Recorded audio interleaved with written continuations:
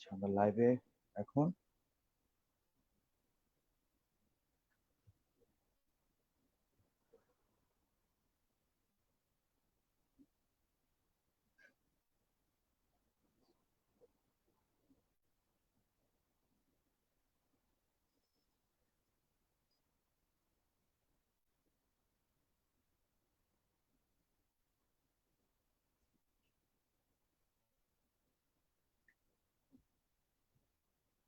আসসালামু আলাইকুম। আমি শাফায়েত খান শিহাব, সবাইকে আমন্ত্রণ জানাচ্ছি আমাদের আজকের এপিসোডে। আজকে আমাদের fourth episode of know your alumni season 1। এবং আজকে আমরা যে বিষয়ে কথা বলবো সেই বিষয়টা হচ্ছে এন্টারপ্রেনারশিপ, এবং আমাদের সাথে আছেন দুজন সফল উদ্যোক্তা, এন্ড তারা দুজনেই ব্র্যাক ইউনিভার্সিটির স্টুডেন্ট ছিলেন। এন্ড আমরা আসলে অনেক লাকি বিকজ তারা তাদের শত ব্যস্ততার মাঝে আমাদেরকে সময় দিচ্ছে আজকে। আমি ছোট করে তাদের একটু ইন্ট্রোডাকশন দিব। আমাদের সাথে আছেন আজকে সঞ্জনা জামান আপু। She is the founder and chief designer of Rene Bangladesh. আমাদের সাথে আরো আছেন মিস্টার নুরে আলম অপূর্ব, অপূর্ব ভাইয়া। আহ, অপূর্ব ভাইয়া হচ্ছে এক্সিকিউটিভ ডিরেক্টর অফ ইরাকটা international, chief executive officer of water tech, and তিনি দীর্ঘদিন যাবৎ রবি এবং এয়ারটেল এর সাথে যুক্ত ছিলেন। তাছাড়া স্টুডেন্ট লাইফে he was the president of BRAC University business service. তো welcome to the show Sanjana আপু, অপূর্ব ভাইয়া। আসসালামু আলাইকুম। Thank you. ওয়ালাইকুম আসসালাম। কেমন আছেন Thank you ভাইয়া for আপু? inviting us. Thanks to you. Thank আসলে শিহাব। আপনারা আমাদেরকে আসলে আমাদের ইনভিটেশন অ্যাকসেপ্ট করার জন্য এবং খুব কম সময়ের মধ্যেই আমাদের সাথে জয়েন করার জন্য we are really lucky. Thank you again. আচ্ছা, আমরা তো মনে হয় লাইভে আছি। কিছু কমেন্ট কি পাচ্ছেন কিনা আমরা যে লাইভ। আমাদের কথা বা হ্যাঁ আমাদের ভয়েস আচ্ছা ক্লিয়ার আমাদের কিনা? আমাদের ভয়েস কি ক্লিয়ার? শোনা যাচ্ছে? মডারেটর কেউ যদি লিপিক। রেসপন্স করেন। হ্যাঁ, হোপফুলি। হ্যাঁ, ক্লিয়ার ক্লিয়ার। ওকে।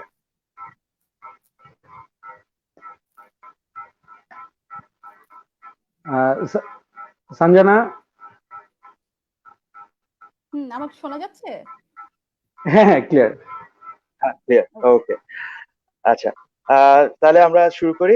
সঞ্জনা আপুকে দিয়ে, আপু যদি আপনি আপনার ব্যাপারে এবং আপনার কোম্পানির ব্যাপারে যদি কিছু বলতেন আমাদের ভিউয়ার্সদের জন্য। আচ্ছা, আমি ব্র্যাক ইউনিভার্সিটি থেকে বিবিএ পাশ করি 2013-তে।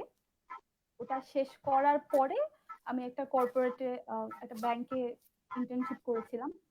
ওটা করতে যেয়ে আমার আসলে কর্পোরেট লাইফের সাথে সেকেন্ড টাইম পরিচয় হয়। প্রথমবার হয় হচ্ছে কি আমি ব্র্যাকে কাজ মানে পড়াকালীন সময়ে আমি একটা পার্ট টাইম জব করতাম একটা কন্ট্যাক্ট সেন্টারে। তো ওই সময় একটু কর্পোরেটের সাথে পরিচয় হয়। এরপরে আমি যখন 13-তে ইন্টার্নশিপ করলাম তখন আবার একবার কর্পোরেটে ঢুকি, কাজ শুরু করি। তো ওটা করার সময় আমার আসলে একটা ফিলিংস হয় যে আমার কর্পোরেটটা কোনো কারণে ভালো লাগে না। যদি আমি বিবিএ থেকে মানে বিবিএ করলাম, ডাবল মেজর ছিল আমার, মার্কেটিং এর মেজর, কিন্তু আমার ভালো লাগেনি। ভালো লাগেনি কারণ আমার কাছে মনে হচ্ছে কোনো স্বাধীনতা নেই ওই কাজটার মধ্যে। ওই গদবাঁধা কাজ করা, একদম রোবটের মতো সকাল থেকে সন্ধ্যা। তো আমি একটু বৈচিত্র্য চাচ্ছিলাম, বোর্ডম থেকে একটু বের হতে চাচ্ছিলাম। তো তখন আমি 2015-তে 2014-তে আমি আবার মাস্টার্সে ভর্তি হই ব্র্যাক ইউনিভার্সিটিতে। কিন্তু আমি এবার এমবিএ না করে আমি ডেভেলপমেন্ট স্টাডিজে মাস্টার্সটা করি। 15-টা এমডিএস শেষ হয়ে যেটাকে বলে। এমডিএস যেটা বলে, হ্যাঁ। এমডিএস করার সময় ওটা আমার খুব ভালো লাগে। তখন আমার মনে হয় যে আমি আচ্ছা। ডেভেলপমেন্ট সেক্টরে কোনোভাবে কাজ করতে পারি কিনা। তো আমার মনে হয় যে আমি যেহেতু বিবিএ করেছি, আমার একটা বিজনেসের সেন্স আছে। ওটার সাথে যদি আমি ডেভেলপমেন্টের সেক্টরটাকে মিক্স করে কোনো একটা উদ্যোগ শুরু করতে পারি, তাহলে হচ্ছে গিয়ে মানে এন্টারপ্রেনারশিপ থ্রু মানে development sector and business background, হ্যাঁ।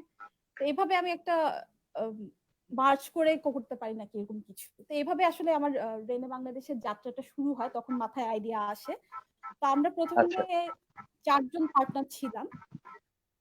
4 জন পার্টনার মিলে আমরা চিন্তা করি যে আমরা কর্পোরেট গিফট আইটেমের কথা শিহাব জানেন হয়তো, যে আমাদের প্রতি বছর কর্পোরেট হাউসগুলো থেকে বিভিন্ন গিফট আইটেম দেওয়া হয়। যেমন বছরের শুরুতে আমরা পাই ডায়েরি, কলম, মক্স পাই, লেদার আইটেমস পাই, হ্যাঁ। এটা কিন্তু বিশাল একটা মার্কেট বাংলাদেশে। তো আমরা চিন্তা করি যে আমরা কর্পোরেট গিফট আইটেম নিয়ে কাজ করি।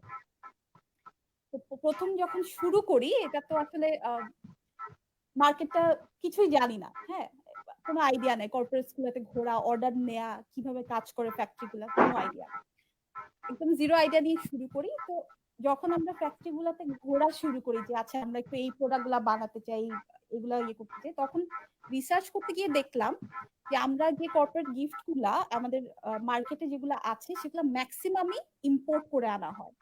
ধরেন চায়না, থাইল্যান্ড, ইন্ডিয়া থেকে ইম্পোর্টেড জিনিস, লেদার আইটেমস হতে পারে, আর্টিফিশিয়াল লেদারের আইটেম, এমন সব আইটেম যেটা খুব ইজিলি আমাদের ফ্যাক্টরি গুলোতে মানে প্রডিউস করা পসিবল। হ্যাঁ, তখন আমরা চিন্তা করলাম যে আচ্ছা এই জিনিসগুলা আমরা যদি সামহাও ইম্পোর্ট না করে আমাদের ফ্যাক্টরিতে প্রডিউস করতে পারি, তাহলে কিন্তু ধরেন আপনি একটা বাজার ক্রিয়েট করতে পারছেন। হ্যাঁ, ডিমান্ডটা আমাদের দেশ থেকে আসবে, ওভাবে আমরা শুরু করব।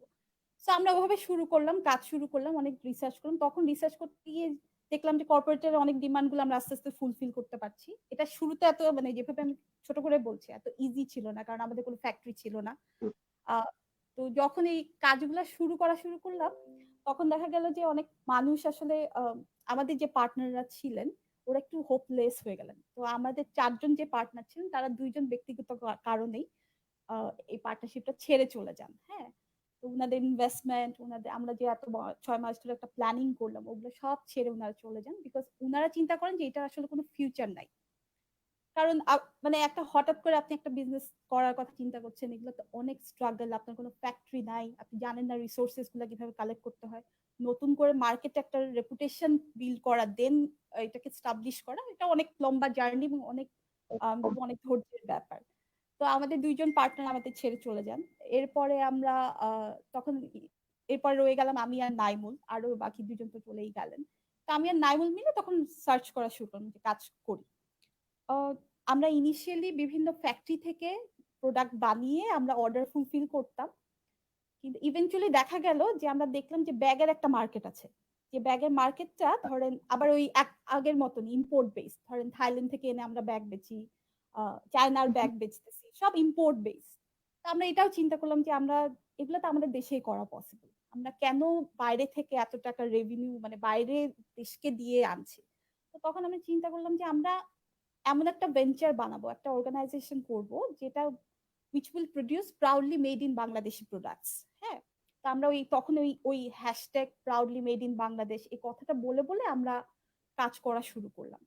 তো আসলে যেটা আমরা প্রথম দিকে ফেস করলাম যে আমাদের কাস্টমাররাই বা আমাদের ক্লায়েন্টরা বলেন, কর্পোরেট বলেন বা রিটেল বলেন, কেউ আসলে ঠিক ওভাবে রেডি না টু একসেপ্ট যে বাংলাদেশে এরকম কোয়ালিটি প্রোডাক্ট হয়। বাংলাদেশে অনেক ফ্যাক্টরি আছে যারা একদম শুধু এক্সপোর্টের জন্য কাজ করে, কিন্তু লোকাল মার্কেটের জন্য কেউ কাজ করে না। মানে ধর মাইকেল কোর্সের অনেক ব্যাগ আছে, আমরা জানি না, অনেক বিদেশে গেলে আমরা হয়তো $500-600 দিয়ে কিনে আনি, ওয়ালেট খুলে $300-350 কিনি, কিন্তু ওটা যদি খুলে কখনো দেখি দেখবো যে এটা লেখা মেড ইন বাংলাদেশ, আমরা লেবেলটা পড়ি না কখন। হ্যাঁ, কিন্তু আমরা বলি দেখাই যে আমরা মাইকেল কোর্সের ব্যাগ ইউজ করছি।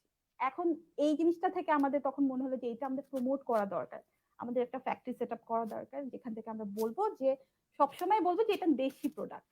তো আমরা ইনিশিয়ালি যখন প্রোডাক্ট বানানো শুরু করলাম, আমাদের শোরুম নেই, আমরা কিভাবে সেল করব, আমরা যে 4P'র কথা যেটা প্রোডাক্ট প্রাইস পজিশনে, এগুলো সবগুলা মাথায় প্লেস থাকতে হবে একটা।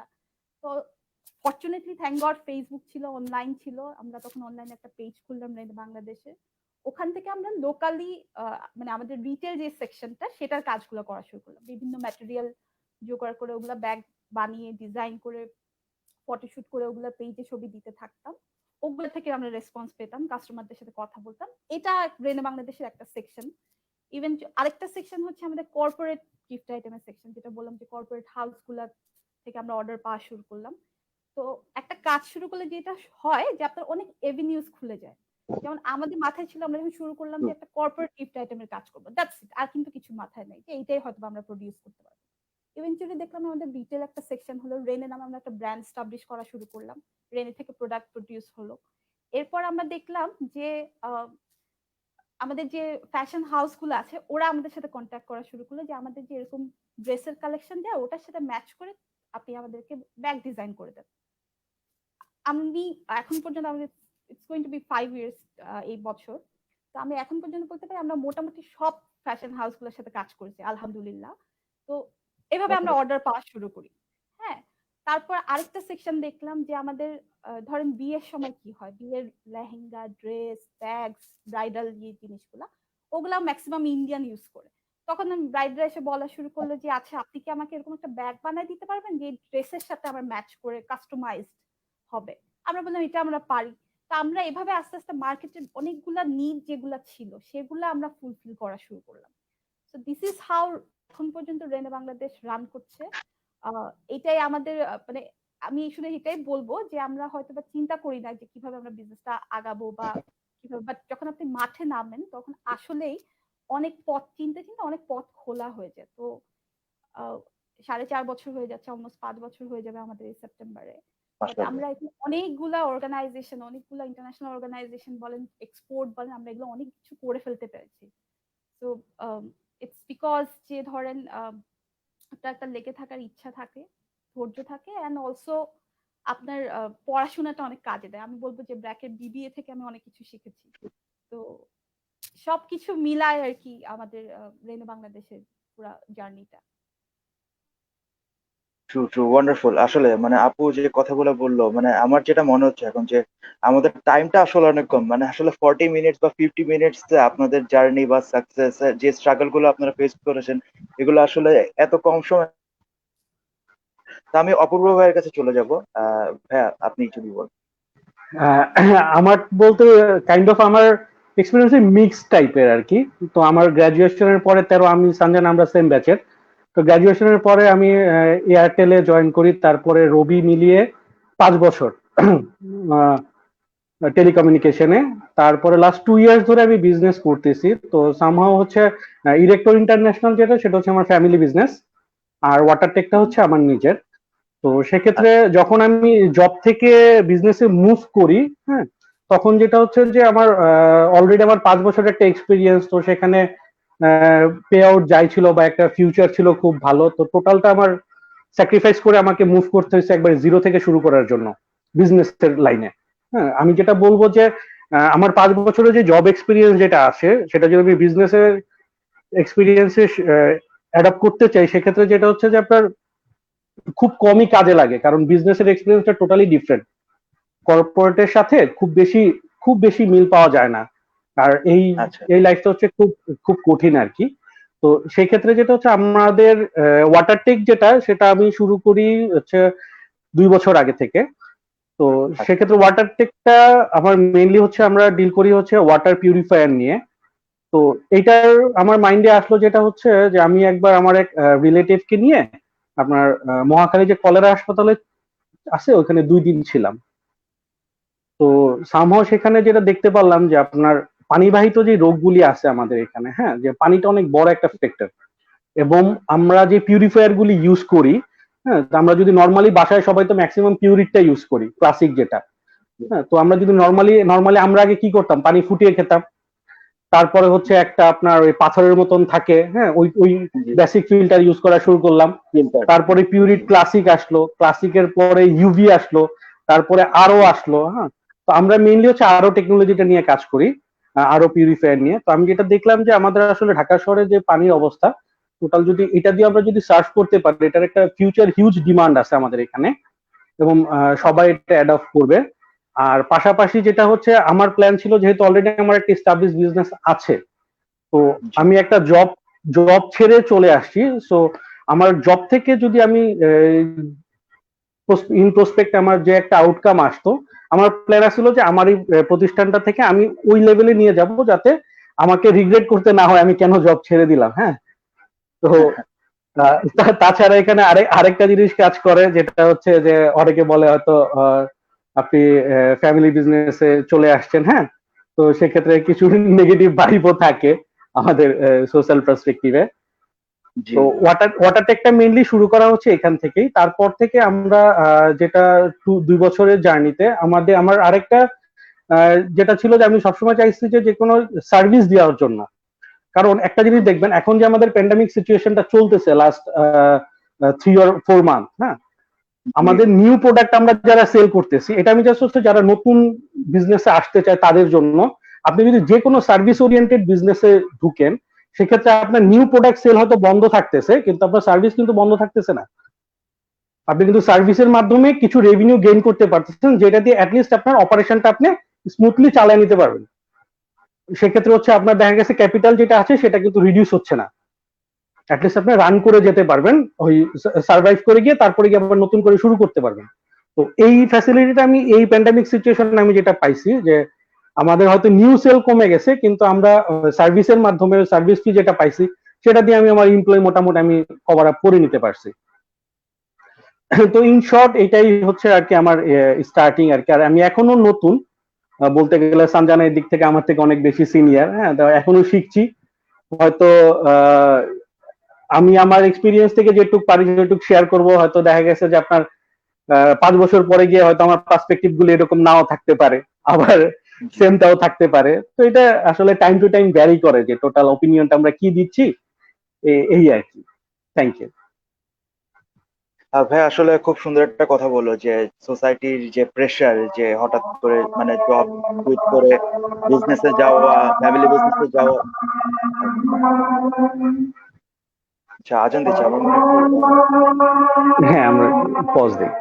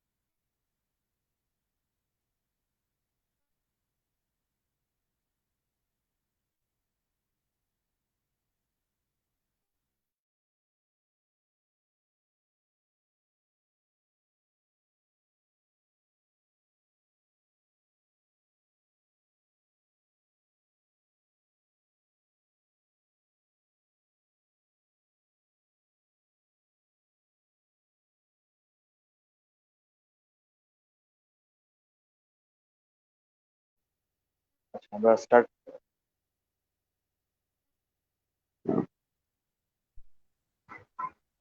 শোনা যাচ্ছে আমার কথা? হ্যাঁ, ক্লিয়ার। শেষ হয়নি, আমার এখানে আজান চলতেছে। ও, আচ্ছা।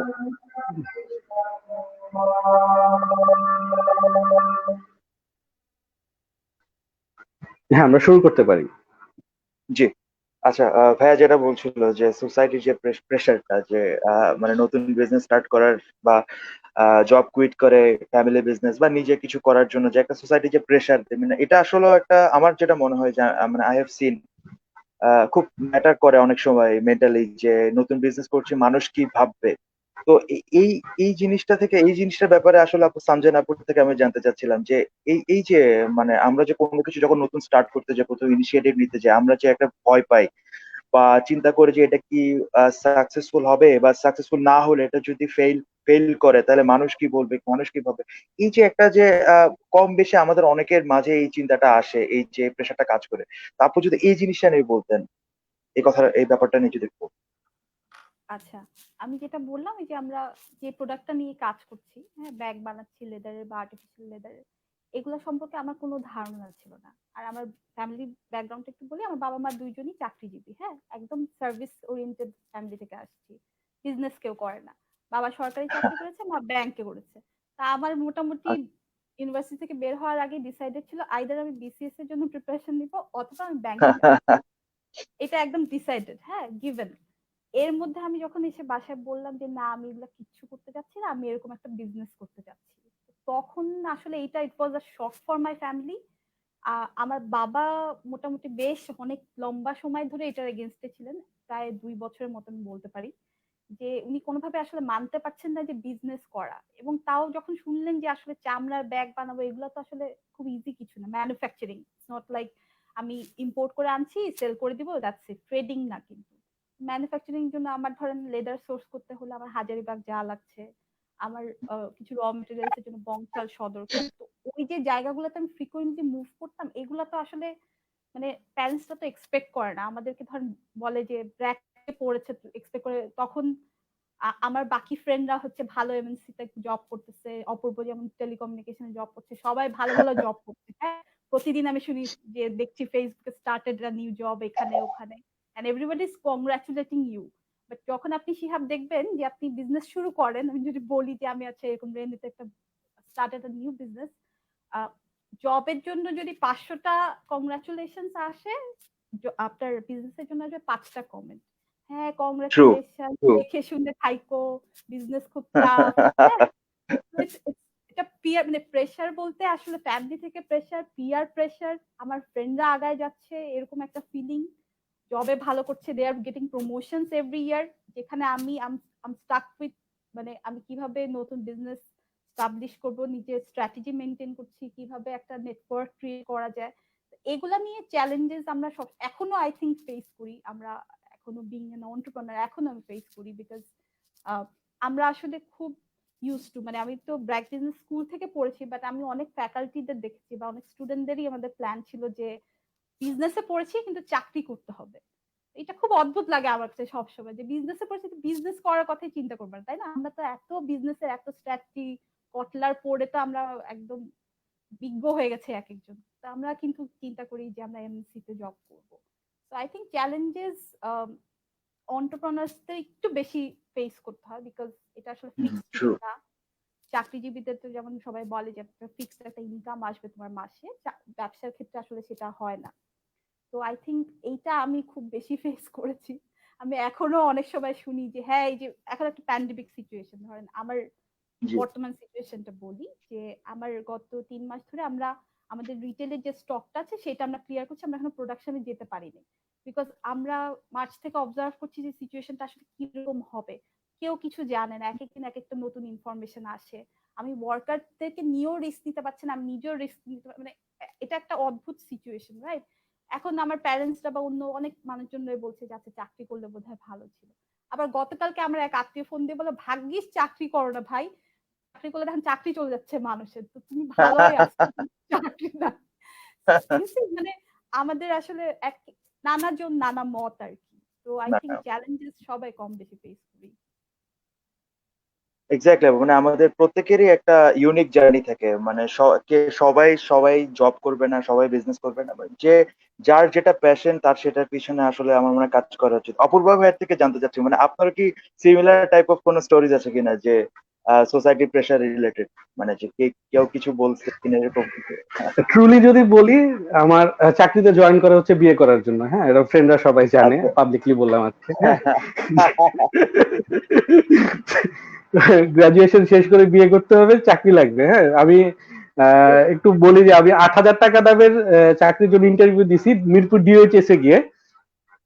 হ্যাঁ, একটা আইটি ফার্মে, তারপর আমাকে নেয় নাই। হ্যাঁ, ওইখান থেকে রিজেক্ট হয়েছে আর কি। হ্যাঁ, তো আচ্ছা তারপরে তো চাকরি করার পরে যেটা হচ্ছে, যখন আবার চাকরি ছেড়ে বিজনেসে মুভ করার প্ল্যান আসে, তখন দেখা গেছে বিভিন্ন আমার কলিগস যারা ছিলেন বা যেটা ফ্রেন্ড যারা ছিলেন, অনেকে বলছে যে you did the wrong decision. হ্যাঁ, তো এখন যেটা হচ্ছে, আমি কি রাইট না রং এখনো সেটা প্রুফ করতে পারি নাই, তবে সেই ওয়েতে আছি। ইনশাল্লাহ হয়তো আমি প্রুফ করতে পারবো যে আমি রং না, রাইটই ছিলাম।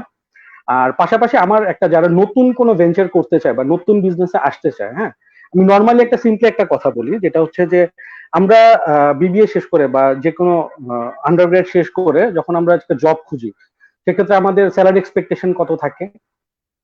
20 টু হাইয়েস্ট 30K। এর ভিতরে পেলেই তো আমরা মোটামুটি স্যাটিসফাই, তাই না? তো এখন আমি যদি আপনাকে বিজনেসটা ডিফাইন করি, হ্যাঁ, বিজনেসটা কি, আমাদের সবার মাথায় কি আসে যে বিজনেস করতে হলে কি লাগবে? ক্যাপিটাল লাগবে, আমার একটা দোকান লাগবে সাপোজ, বা একটা শপ লাগবে, আমার কিছু এমপ্লয়ি নিতে হবে, হ্যাঁ, আমাদের তার স্যালারি দিতে হবে। হ্যাঁ, তো মানে একটা টোটাল একটা আর কি হিজিবিজি অবস্থা, যে আমার পক্ষে সম্ভব না, আমি এটা শুরু করতেছি, আমার পক্ষে কোনো সম্ভব না। But আমি যেটা আমার ভিউ থেকে যেটা দেখি, সেটা হচ্ছে যে আসলে এখন বিজনেস হচ্ছে ইনফরমেশন।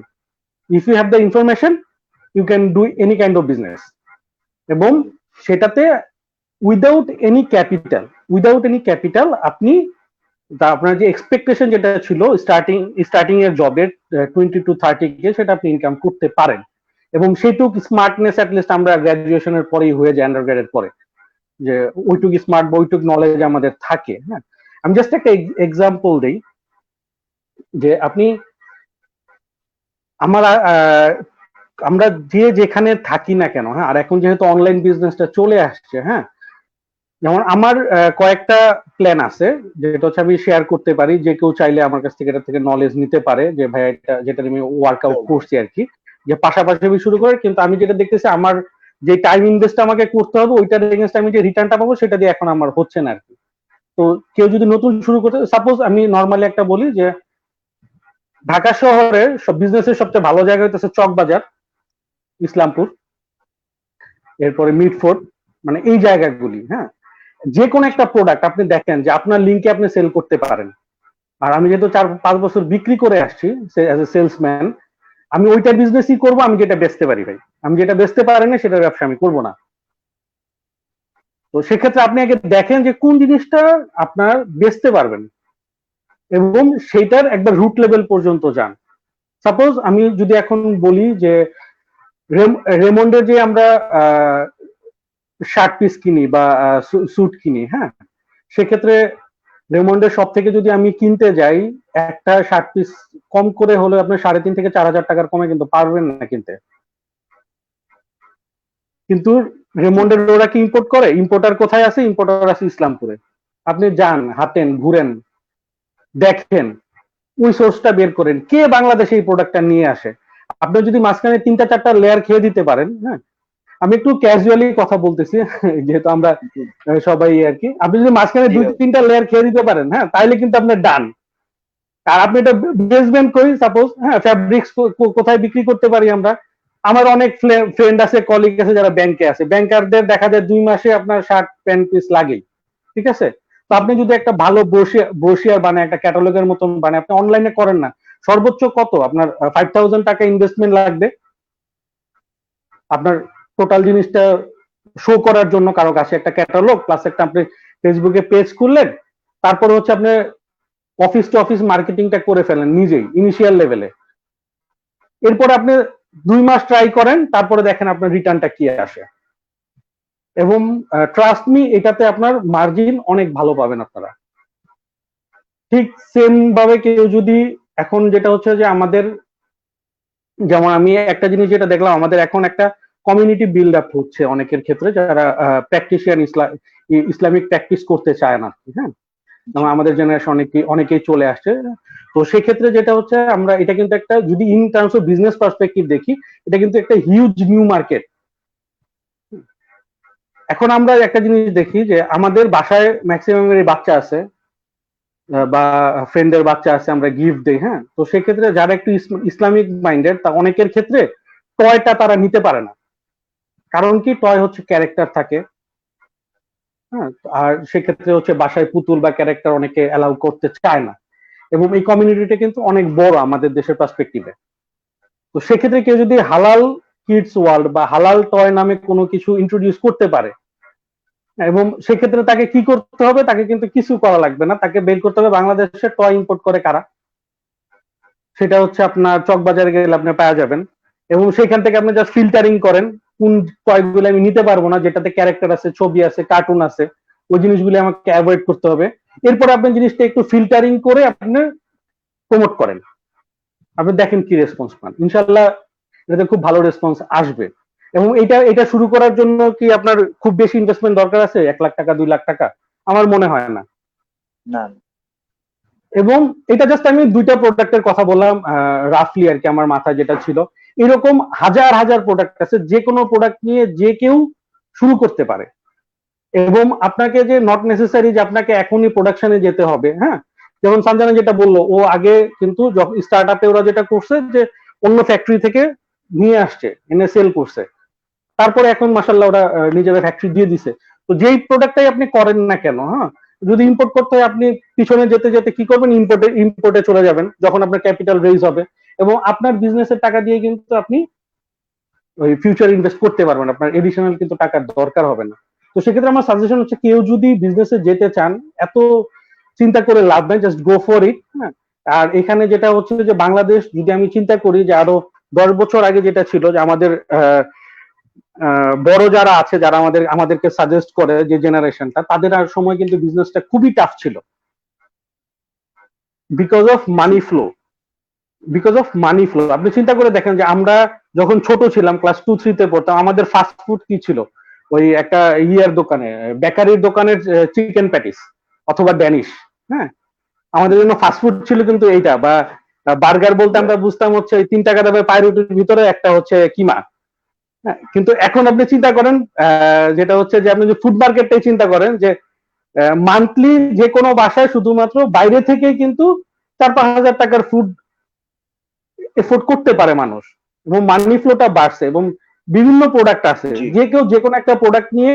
আর আরেকটা সাজেশন হচ্ছে, যেটা হচ্ছে আমাদের ক্ষেত্রে একটা জিনিস যেটা হয় যে আমরা খুব প্যানিক থাকি। কেউ যদি কোনো একটা প্রোডাক্ট নিয়ে কাজ করি, দেখা গেল যে 3 মাস 6 মাস কোনো অর্ডার পাচ্ছি না, হ্যাঁ, ফ্রাস্ট্রেটেড হয়ে যাই যে না এখন কি করব বা কেমনে কি হবে। হ্যাঁ, আপনাকে যদি কোনো বিজনেসে থাকতে হয়, আপনি লেগে থাকেন এবং মানুষকে জানান যে আপনার কাছে কি প্রোডাক্ট আছে। মানুষ যদি না জানে আপনার কাছে কি প্রোডাক্ট আছে, তাহলে কিন্তু আপনার সেল হবে না। তো সেক্ষেত্রে হচ্ছে আপনি নক দিতে থাকবেন, হয়তোবা 3 মাস পরে গিয়ে কারো ওই জিনিসটা লাগবে, তখন কিন্তু সে আপনাকে নক দিবে। তো এইটাই হচ্ছে, হ্যাঁ, এইটাই হচ্ছে যে মার্কেটিংটা আপনি করে যান, এবং অ্যাটলিস্ট আপনার 3 থেকে 4 বছর লাগবে, আপনার ধরে নিতে হবে যে আমি মেরে কেটে হোক আমি 3-4 বছর এখানে লেগে থাকবো, তারপরে যদি আমি আউটকাম না পাই দেন আমি আদার ওয়েতে যাবো। বাট এরকম না 3 মাস 6 মাস 1 বছর করলাম, হলো না, আমি ছেড়ে চলে দিলাম। আর এই ক্ষেত্রে আমার সাজেশন যেটা হচ্ছে যে ইনভেস্টমেন্টের ক্ষেত্রে, যে বিগ ইনভেস্টমেন্টে যাওয়ার দরকার নাই। ইনিশিয়াল লেভেলে চিন্তা করেন একবারে ছোট থেকে, যে এই বিজনেস থেকে নিয়ে তাহলে আমার লস হলে কি হবে? আমার এনার্জি লস হবে, টাইম লস হবে, আমার এফোর্ট লস হবে, আমার মানিটারি লেভেলে আমার তেমন লস হচ্ছে না। তো ওই জায়গাটা যদি সেফ থাকতে পারি, তাহলে কিন্তু 3 বছর সার্ভাইভ করতে পারে। এটাই আর কি হচ্ছে সিম্পলি একটা ক্যাজুয়াল সাজেশন আর কি। থ্যাংক ইউ ভেরি মাচ অপূর্ব ভাই। আসলে মানে অনেক কিছু মানে খুব কম সময়ের মধ্যে আপনি এক্সপ্লেন করলেন যে কিভাবে একটা ছোট থেকে বড় হতে হয় এই বিজনেসটা। আচ্ছা, আমরা ভাইয়া চলে যাব আমাদের কমেন্ট সেকশনে। আমাদের একজন কমেন্ট করলো যে আহমেদ আলভি ইবতিদা, কোনো একটা শখের কাজটা, ফর এক্সাম্পল স্কেচ করা, ফটোগ্রাফি, ডিজাইন করা, উদ্যোগটির রূপ দিতে চায়, তাহলে কোন বিষয়গুলো খেয়াল রাখা উচিত? সে বেসিক্যালি মনে হয় প্যাশনের কথা বলছে, যেমন সে স্কেচ করা বা ডিজাইন, হ্যাঁ, ফটোগ্রাফি, বিজনেসের আমি ক্ষেত্রে কিন্তু তার যে কি আমার করা আমার উচিত? হ্যাঁ হ্যাঁ আমি কিন্তু যে আমার ফার্স্টে একটা সিম্পলি বলে ফেলছি। হ্যাঁ, এখন হাউ টু ডু, কেমনে বিজনেস করতে হয়, ইউটিউবে বিভিন্ন ধরনের আসে, বা আমরা বইপত্রে অনেক কিছু পড়ছি। বাট আমি যেটা আমার পার্সপেক্টিভ থেকে বুঝি, তুমি কোনটা বেচতে পারবা, জি তুমি কোনটা বিক্রি করতে পারবে, এবং কোনটার কাস্টমার তোমার কাছে আছে, তুমি সেটাতেই যাবা। সেটা স্ক্র্যাচের ক্ষেত্রে বলি, ডিজাইনের ক্ষেত্রে বলি, মানে কোন জায়গায় তোমার লিঙ্ক আপটা বেশি আছে। যে হ্যাঁ, আমি হয়তো আমার ফ্রিল্যান্সার হিসেবে যদি আমি কাজ করি, আমি কনভিন্স করতে পারবো, বা আমি আগে কাজ করছি, হ্যাঁ, আমার জি এরকম বায়ার আছে, আমি কাজ করাইতে পারবো, সেক্ষেত্রে ওইটাতে যাও। তো যেটা হচ্ছে যে তোমার যেটাতে হচ্ছে বিক্রি করার মতন কাস্টমার আছে এবং টার্গেট মার্কেটটা তুমি রিচ করতে পারবে বলে বিলিভ আছে, ওই মার্কেটটাতে যাওয়াটাই আমার মনে হচ্ছে বেটার আর কি। সঞ্জনা যদি কিছু অ্যাড করতে চাও। ডিফার করব। আমার মনে হয় উনি যেহেতু বললেন যে স্কেচিং এরকম ডিজাইনিং এর কাজ করছে, হ্যাঁ, তা আমার মনে হয় উনি জি যেটা ভালো ওটা নিয়েও কাজ করা যায়, কিন্তু ইটস নট নেসেসারি যে মার্কেট ডিমান্ডটা কি। অনেক সময় হয় কি, আমরা তো আসলে মার্কেট ডিমান্ডটা বুঝতে পারি না until and unless you enter to the market, right? তো এখন দেখেন এখন আমি যেটা দেখি রেগুলার বেসিসে ফেসবুকে স্কেচিং ম্যাটেরিয়ালস পাওয়া যাচ্ছে, স্কেচিং, অনেকে ম্যান্ডালা আর্ট বলে, এগুলা করে অনেক কিছু সেল করছে কিন্তু। তো যে উনি যেটা বললেন যে স্কেচিং, ডিজাইন করা, পেইন্ট করা, এখন অনেক পেইন্টার আছে, ইউটিউবে আপনি পেইন্টিং শিখতে পারেন কিন্তু খুব ইজিলি। আমি এখন এই প্যান্ডেমিকের মধ্যে আমি ইউটিউব থেকে দেখে অ্যাক্রিলিক কালার পেইন্ট করা শিখেছি। এগুলা শিখে আপনি যখন আপনার মনে হচ্ছে যে না আপনার একটা একটা হাত পেকে গেছে, আপনি একটা স্কিল অলরেডি চলে আসছে, তখন আপনি যদি এটাই দেখান আপনার ফ্রেন্ডদেরকে, আপনি দেখুন আস্তে আস্তে অর্ডার পাওয়া শুরু করবেন যে আচ্ছা আমাকেও একটা করে দে, আমাকে স্কেচ করে দে, অনেক মানুষ স্কেচ করতে পারে, সেটা যদি পারে সেটারও একটা ডিমান্ড থাকতে পারে। আমি বলবো যে উনি যেটা পারে ভালো, ওটার যদি প্যাশনটাকে যদি কাজে লাগাতে পারে, তাহলে আমার মনে হয় মানে ও মার্কেট ক্রিয়েট করতে পারবে, যেটা হয়তো বা আমরা অনেক সময় আগে চিন্তা করি নাই। তো আই থিঙ্ক এভাবে উনি শুরু করতে পারে, একটা পেজ শুরু করে দিতে পারে, যেখানে উনি রেগুলার স্কেচ গুলা দিল, মানুষের ফিডব্যাক নিতে পারে যে আচ্ছা আমি এই জিনিসটা স্কেচ করছি, মানুষ থেকে শুনলো যে না ডিমান্ড গুলা এই ধরনের, আপনি যদি এই ধরনের স্কেচ গুলো করেন আমি এগুলো নিব। ক্যালিগ্রাফি আমি দেখি যে এখন খুব ফেমাস হচ্ছে। আমি দেখি যে আমি অনেক গিফট পাই ক্যালিগ্রাফিতে, আল্লাহ লেখা, খুব সুন্দর করে লেখা, ফ্রেম করা থাকে। ক্যালিগ্রাফিটা তো আমাদের দেশে ইটস আ নিউ থিং, কিন্তু এটা দেখছি যে ওটা জি। এখন ডিমান্ড আছে। তো আমার মনে হয় এগুলা নিয়ে কাজ করতে থাকলে নিজের প্রোফাইল থেকে দেয়া বা প্রফেশনালি শুরু করে দেয়া, তখন অটোমেটিক দেখা যায় যে কাস্টমারের ডিমান্ড থেকে আপনি বুঝতে পারেন যে আপনার কোন দিকে আগাতে হবে।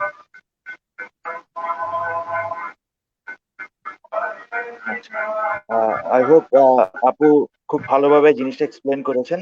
আই হোপ আলভি বুঝতে পেরেছে জিনিসটা। আচ্ছা, এবার একটু ডিফারেন্ট টপিক নিয়ে কথা বলবো ভাই এবং আপুর সাথে। ভাইয়া আপনি তো এখন Dhaka chamber of commerce and ইন্ডাস্ট্রির সাথে আছেন স্ট্যান্ডিং কমিটি মেম্বার হিসেবে। তো এই ব্যাপারে যদি ভাই কিছু বলতেন, আপনার এই এক্সপেরিয়েন্সটা ঢাকা আচ্ছা, চেম্বার অফ এইটা কমার্স এইটা এর এই সাথে। এই এইটার একটা মজার এক্সপিরিয়েন্স যেটা হচ্ছে যে আমার ওই ভার্সিটি লাইফের কিছু এক্সপিরিয়েন্স কাজে দিছে আর কি।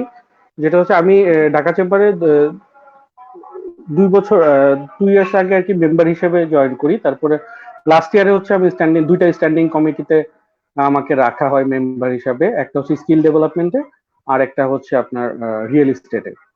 তো ওইখানে যেটা ছিল যে আমি যেটা আমার স্কিল ডেভেলপমেন্টে যেটা আমি আসছি আর কি, তো সেটাতে ছিল ওরা ইউনিভার্সিটি কিছু ক্যাম্পেইন করতো আর কি। হ্যাঁ, তো ইউনিভার্সিটি ক্যাম্পেইনের ক্ষেত্রে আমি যেটা দেখলাম যে ওনারা ওখানে অনেক বাজেট টাজেট নিয়ে, হ্যাঁ, তো ওই ঢাকা চেম্বার অফ কমার্সের একটা ইনস্টিটিউশন আছে, তো ওইটাকে প্রমোট করার জন্য ওইখানে কিছু কোর্স অফার করে থাকে ওনারা। তো কোর্সগুলি প্রমোট করার জন্য বিভিন্ন ইউনিভার্সিটিতে ক্যাম্পেইন করে থাকে আর কি।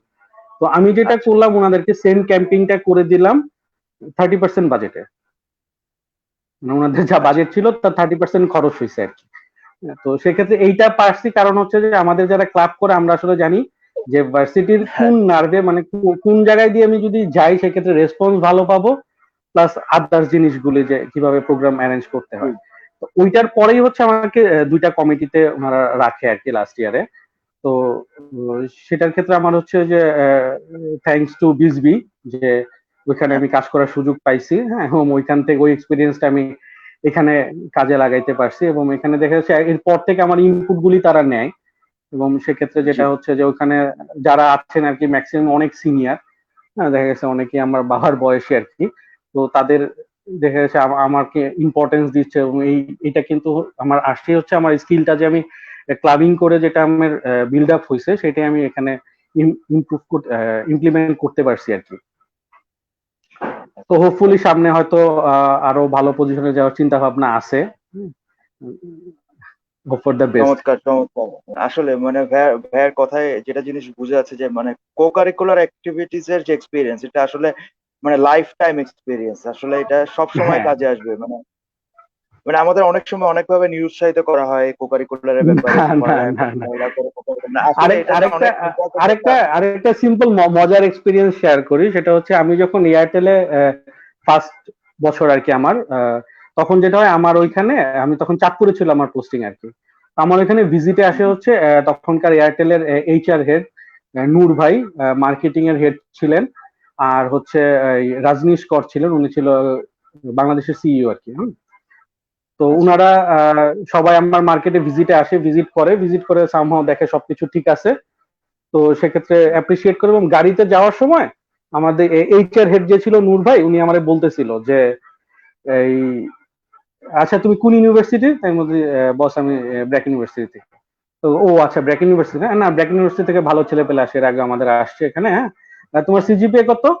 হ্যাঁ, তো আমি বলছি 2.95। হ্যাঁ, তো বলে 3 নিচে কি তোমাকে নিছে? তো আমি বললাম বস নিচে তো, না নিলে তো এখানে আসতে পারতাম না। তো বল আচ্ছা আমারে কিছু সিভি দিও তো, ধরো ভালো এক্সট্রা কারিকুলার অ্যাক্টিভিটি আর ভালো সিজিপিএ ভালো 3.5 এর উপরে হইলেই হবে। হ্যাঁ, আর ভালো এক্সট্রা কারিকুলার অ্যাক্টিভিটি। আমি বলছি বস এটা তো আসলে অন্য ইউনিভার্সিটির ক্ষেত্রে জানি না, ব্র্যাকের ক্ষেত্রে খুব রেয়ার কম্বিনেশন, এবং এরকম দেখা যায় অল্প কিছুই থাকে দুই একজন, এবং তারা অনেক আগে থেকেই বুকড হয়ে যায় আর কি। হ্যাঁ, তো তাদের ওইখানে সিরিয়াল পাওয়া যায় না। তো পরে যেটা বলতেছে, পরে বলছে কি বলো তুমি, বলছে না বস আপনি দেখেন এক্সট্রা কারিকুলার যদি আপনি ধরতে যান সেক্ষেত্রে সিজিপিএ আপনাকে কনসিডার করতে হবে, আর যদি আপনি সিজিপিএ খুব হাই চান সেক্ষেত্রে দেখবেন এক্সট্রা কারিকুলার কিছু কম আছে আর কি। হ্যাঁ, তো একজন এইচআর হেডের যে পারসেপশন আর কি, হ্যাঁ, যে এক্সট্রা কারিকুলার থাকতে হবে বা আসলে দুইটা মিলানো খুব রেয়ার কম্বিনেশন, আমার কাছে যেটা মনে হয় আর কি। হ্যাঁ, তো এইটাই আর কি, যে একটা মজার ইয়া ছিল আর কি, ওনার সাথে কনভারসেশন ছিল। আর পাশাপাশি আরেকটা জিনিস আমি বলতে চাই, যারা আসলে জবের ক্ষেত্রে, যেহেতু আমি কিছুদিন জব করেছি 5 বছরের মতন, আমাদের যারা নতুন আমরা জব সার্চ করি, হ্যাঁ, আমাদের ম্যাক্সিমাম ক্ষেত্রে আমরা একটা জিনিস দেখব, যদিও এটা আমাদের টপিকের বাইরে, হ্যাঁ, এন্টারপ্রেনারশিপের ইয়ের বাইরে, তারপর আমি জাস্ট একটু বলার জন্য আমার পার্সপেক্টিভটা শেয়ার করার জন্য বলতেছি, যে আমরা যখন দেখি রিকোয়ারমেন্টে এমবিএ আছে, হ্যাঁ, আমরা কিন্তু 90% ক্ষেত্রে ওই জবটাতে অ্যাপ্লাই করি না। আমি কি রাইট কিনা? হ্যাঁ, যে দেখি আমরা 2 বছরের ম্যাক্সিমাম জবে দেখবেন 2 বছর বিডি জবসে ঢুকলে 2 বছরের এক্সপিরিয়েন্স উইথ এমবিএ, কিন্তু যে ছেলেটা মাত্র গ্রাজুয়েশন শেষ করছে কিন্তু চাকরি দরকার, হ্যাঁ, ওই ক্ষেত্রে 90% ক্ষেত্রে ওই ছেলেগুলি কি করে, ওইখানে অ্যাপ্লাই করে না। কিন্তু আমি যেটা বলি, এইচআর এর লোকজন হয়তো আমার সাথে একটু রাগ হইতে পারেন, কারণ তাদের সিভি স্ক্রিনিং করতে সময় লাগে। হ্যাঁ, তো যেটা হচ্ছে যে গো ফর ইট, অ্যাপ্লাই করতে তো ভাই টাকা লাগে না। হ্যাঁ, আগে আগে যেরকম আমাদের ওই মানি অর্ডার দিতে হইতো কিন্তু, যে ইয়ের সাথে অ্যাপ্লাই করার জন্য চিঠি পাঠাইতে হইতো। হ্যাঁ, তো বিডি জবসে অ্যাপ্লাই করতে তো টাকা লাগে না, অ্যাপ্লাই করে ফেলেন। হ্যাঁ, অ্যাপ্লাই করে ফেললে কি হবে, আমি যেটা দেখি আর কি, বাংলাদেশে স্কিল জায়গায় স্কিল লোকের খুব অভাব আছে, যে আপনার 3টা লোক লাগবে, কিন্তু যে পারপাসে লোক লাগবে ওই পারপাস সার্ভ করতে পারবে এরকম মানুষ আপনি পাবেন না। কিন্তু অনেকেই বলে যে ভাই চাকরি পাই না, বেকার বসে আছি। ঠিক আছে, অ্যাপ্লাই করেন। আমি যেটা বলি, যে আমি যেটা বললাম 8,000 টাকা দামের আমি ইন্টারভিউ দিয়ে রিজেক্টেড হয়েছি। হ্যাঁ, আমি কিন্তু টোটাল 145টা কোম্পানিতে অ্যাপ্লাই করছি বিডি জবসে ফার্স্ট জব পাওয়ার জন্য। তারপরে গিয়ে কিন্তু এয়ারটেল আসছে, রবি আসছে, যাই আসছে। হ্যাঁ, কিন্তু সেক্ষেত্রে যেটা হইতেছে, এর আগে কিন্তু আমাকে ওই 145টাতে অ্যাপ্লাই করান, আমার সিজিপিএ খারাপ, যেটা বললাম আর কি। হ্যাঁ, তো সেক্ষেত্রে যেটা করবেন ওই জিনিসটা দেখেন না, কারণ যেটা হচ্ছে হয়তোবা আপনার এমবিএ নাই, কিন্তু দেখা গেল আপনার অনেক এক্সট্রা কারিকুলার অ্যাক্টিভিটি আছে, বা আপনার সিজিপিএটা ভালো, ওই জিনিসটা হয়তো এইচআর দেখে মনে হতে পারে ছেলেটাকে একটু আমি ডেকে দেখি, 5% চান্স তো থাকতে পারে। তো ওইটা কেন আমরা মিস করব? তো ওইটা দেখে ভয় পাওয়ার কিছু নাই। আর এখন দেখা যায়, আমি যেটা দেখছি জবের ক্ষেত্রে ম্যাক্সিমাম 2 বছরের একটা এক্সপিরিয়েন্স ধরে দেয়। অনেকে অ্যানাউন্স করে ফ্রেশ কিন্তু অনেক কম মানুষই নেয়, কম কম কোম্পানিগুলিতেই নেয় দেখা যায়। কিন্তু পরে ডাকার সময় দেখা যায় ওই এক্সপিরিয়েন্স সহ কিন্তু ওই এমপ্লয় গুলি তারা পায় না, তখন তাদের কি করতে হয়, 10 জন ইন্টারভিউর জন্য ডাকতে হবে, 5 জন পাইছে তারা এমবিএ সহ, আর 5টা কি করে ওই বিবিএ সহ যারা অ্যাপ্লাই করছে ওইখান থেকে ডেকে নিয়ে আসে, যে লেটস ফেস দ্য ইন্টারভিউ, তারপরে দেখা যাক কি হয়। তো ওইখানে কিন্তু চান্সেসটা থেকে যায় এবং অনেক বিগ চান্সেস থাকে। তো সেক্ষেত্রে আমি যেটা বলবো, যে যারা অনেকে একটু আছে না, সামনে কিন্তু চাকরির বাজারটাও একটু মন্দা যাবে, যেহেতু আমাদের ইকোনমিক ক্রাইসিসের কারণে। তো অনেকে হয়তো ফার্স্ট্রেশনে থাকতে পারেন, যে আচ্ছা আমি জব পাচ্ছি না, হচ্ছে না। হ্যাঁ, আপনি আমাদের সময় বিডি জবসটা খুব ভালো ছিল, এখন হয়তো অন্যান্য জব সাইট থাকতে পারে, বা লিঙ্কডইনের প্রোফাইলটা আপডেট করেন। হ্যাঁ, আপডেট করে যেটা হচ্ছে আপনি অ্যাপ্লাই করতে থাকেন, নক করতে থাকেন, দেখবেন রিপ্লাই আসবেই। এবং আপনি কোম্পানিতে অ্যাপ্লাই করেন না, আপনি যে সেলস এন্ড মার্কেটিং এ যদি ঢোকেন বা আইটি তে ঢোকেন, যে কোনোটা ঢুকতে বিডি জবসে 150-200 উপরে দেখবেন জব অ্যানাউন্স হয়ে আছে। ওই 150 থেকে আপনার তো অ্যাটলিস্ট 20টাতে তো ম্যাচ করবে কাছাকাছি, যেটাতে কাছাকাছি ম্যাচ করে আপনি অ্যাপ্লাই করে দেন, ভালো মতন একটা ইন্টারভিউ দেন, 5 মিনিট সময় লাগে একটা চাকরি পেতে, যদি ইন্টারভিউটা ভালো হয়। এই আর কিছু না। থ্যাংক ইউ অপূর্ব ভাই, আসলে খুব ভালো একটা সাজেশন দিলেন, যে অ্যাপ্লাই করতে থাকা, যে অনেকে আমরা আসলে হতাশ হয়ে যে কয়েকটা অ্যাপ্লাই করার পর মানে একটা যে লেগে থাকতে হবে জিনিসটা আসলে খুব মানে অনেক পেশেন্সের দরকার চাকরির ক্ষেত্রে। আচ্ছা, আজকে আমাদের সাথে আরেকজন গেস্ট আসবেন, একটা সারপ্রাইজ। আমাদের সাথে আছেন নাইমুল রশিদ ভাইয়া। নিবিড়, ভাইয়াকে যদি স্ক্রিনে আনো।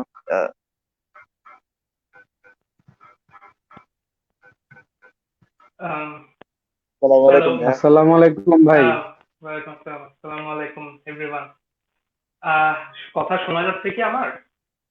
হ্যাঁ হ্যাঁ ভাইয়া, হ্যাঁ শোনা ক্লিয়ার। যাচ্ছে, শোনা যাচ্ছে।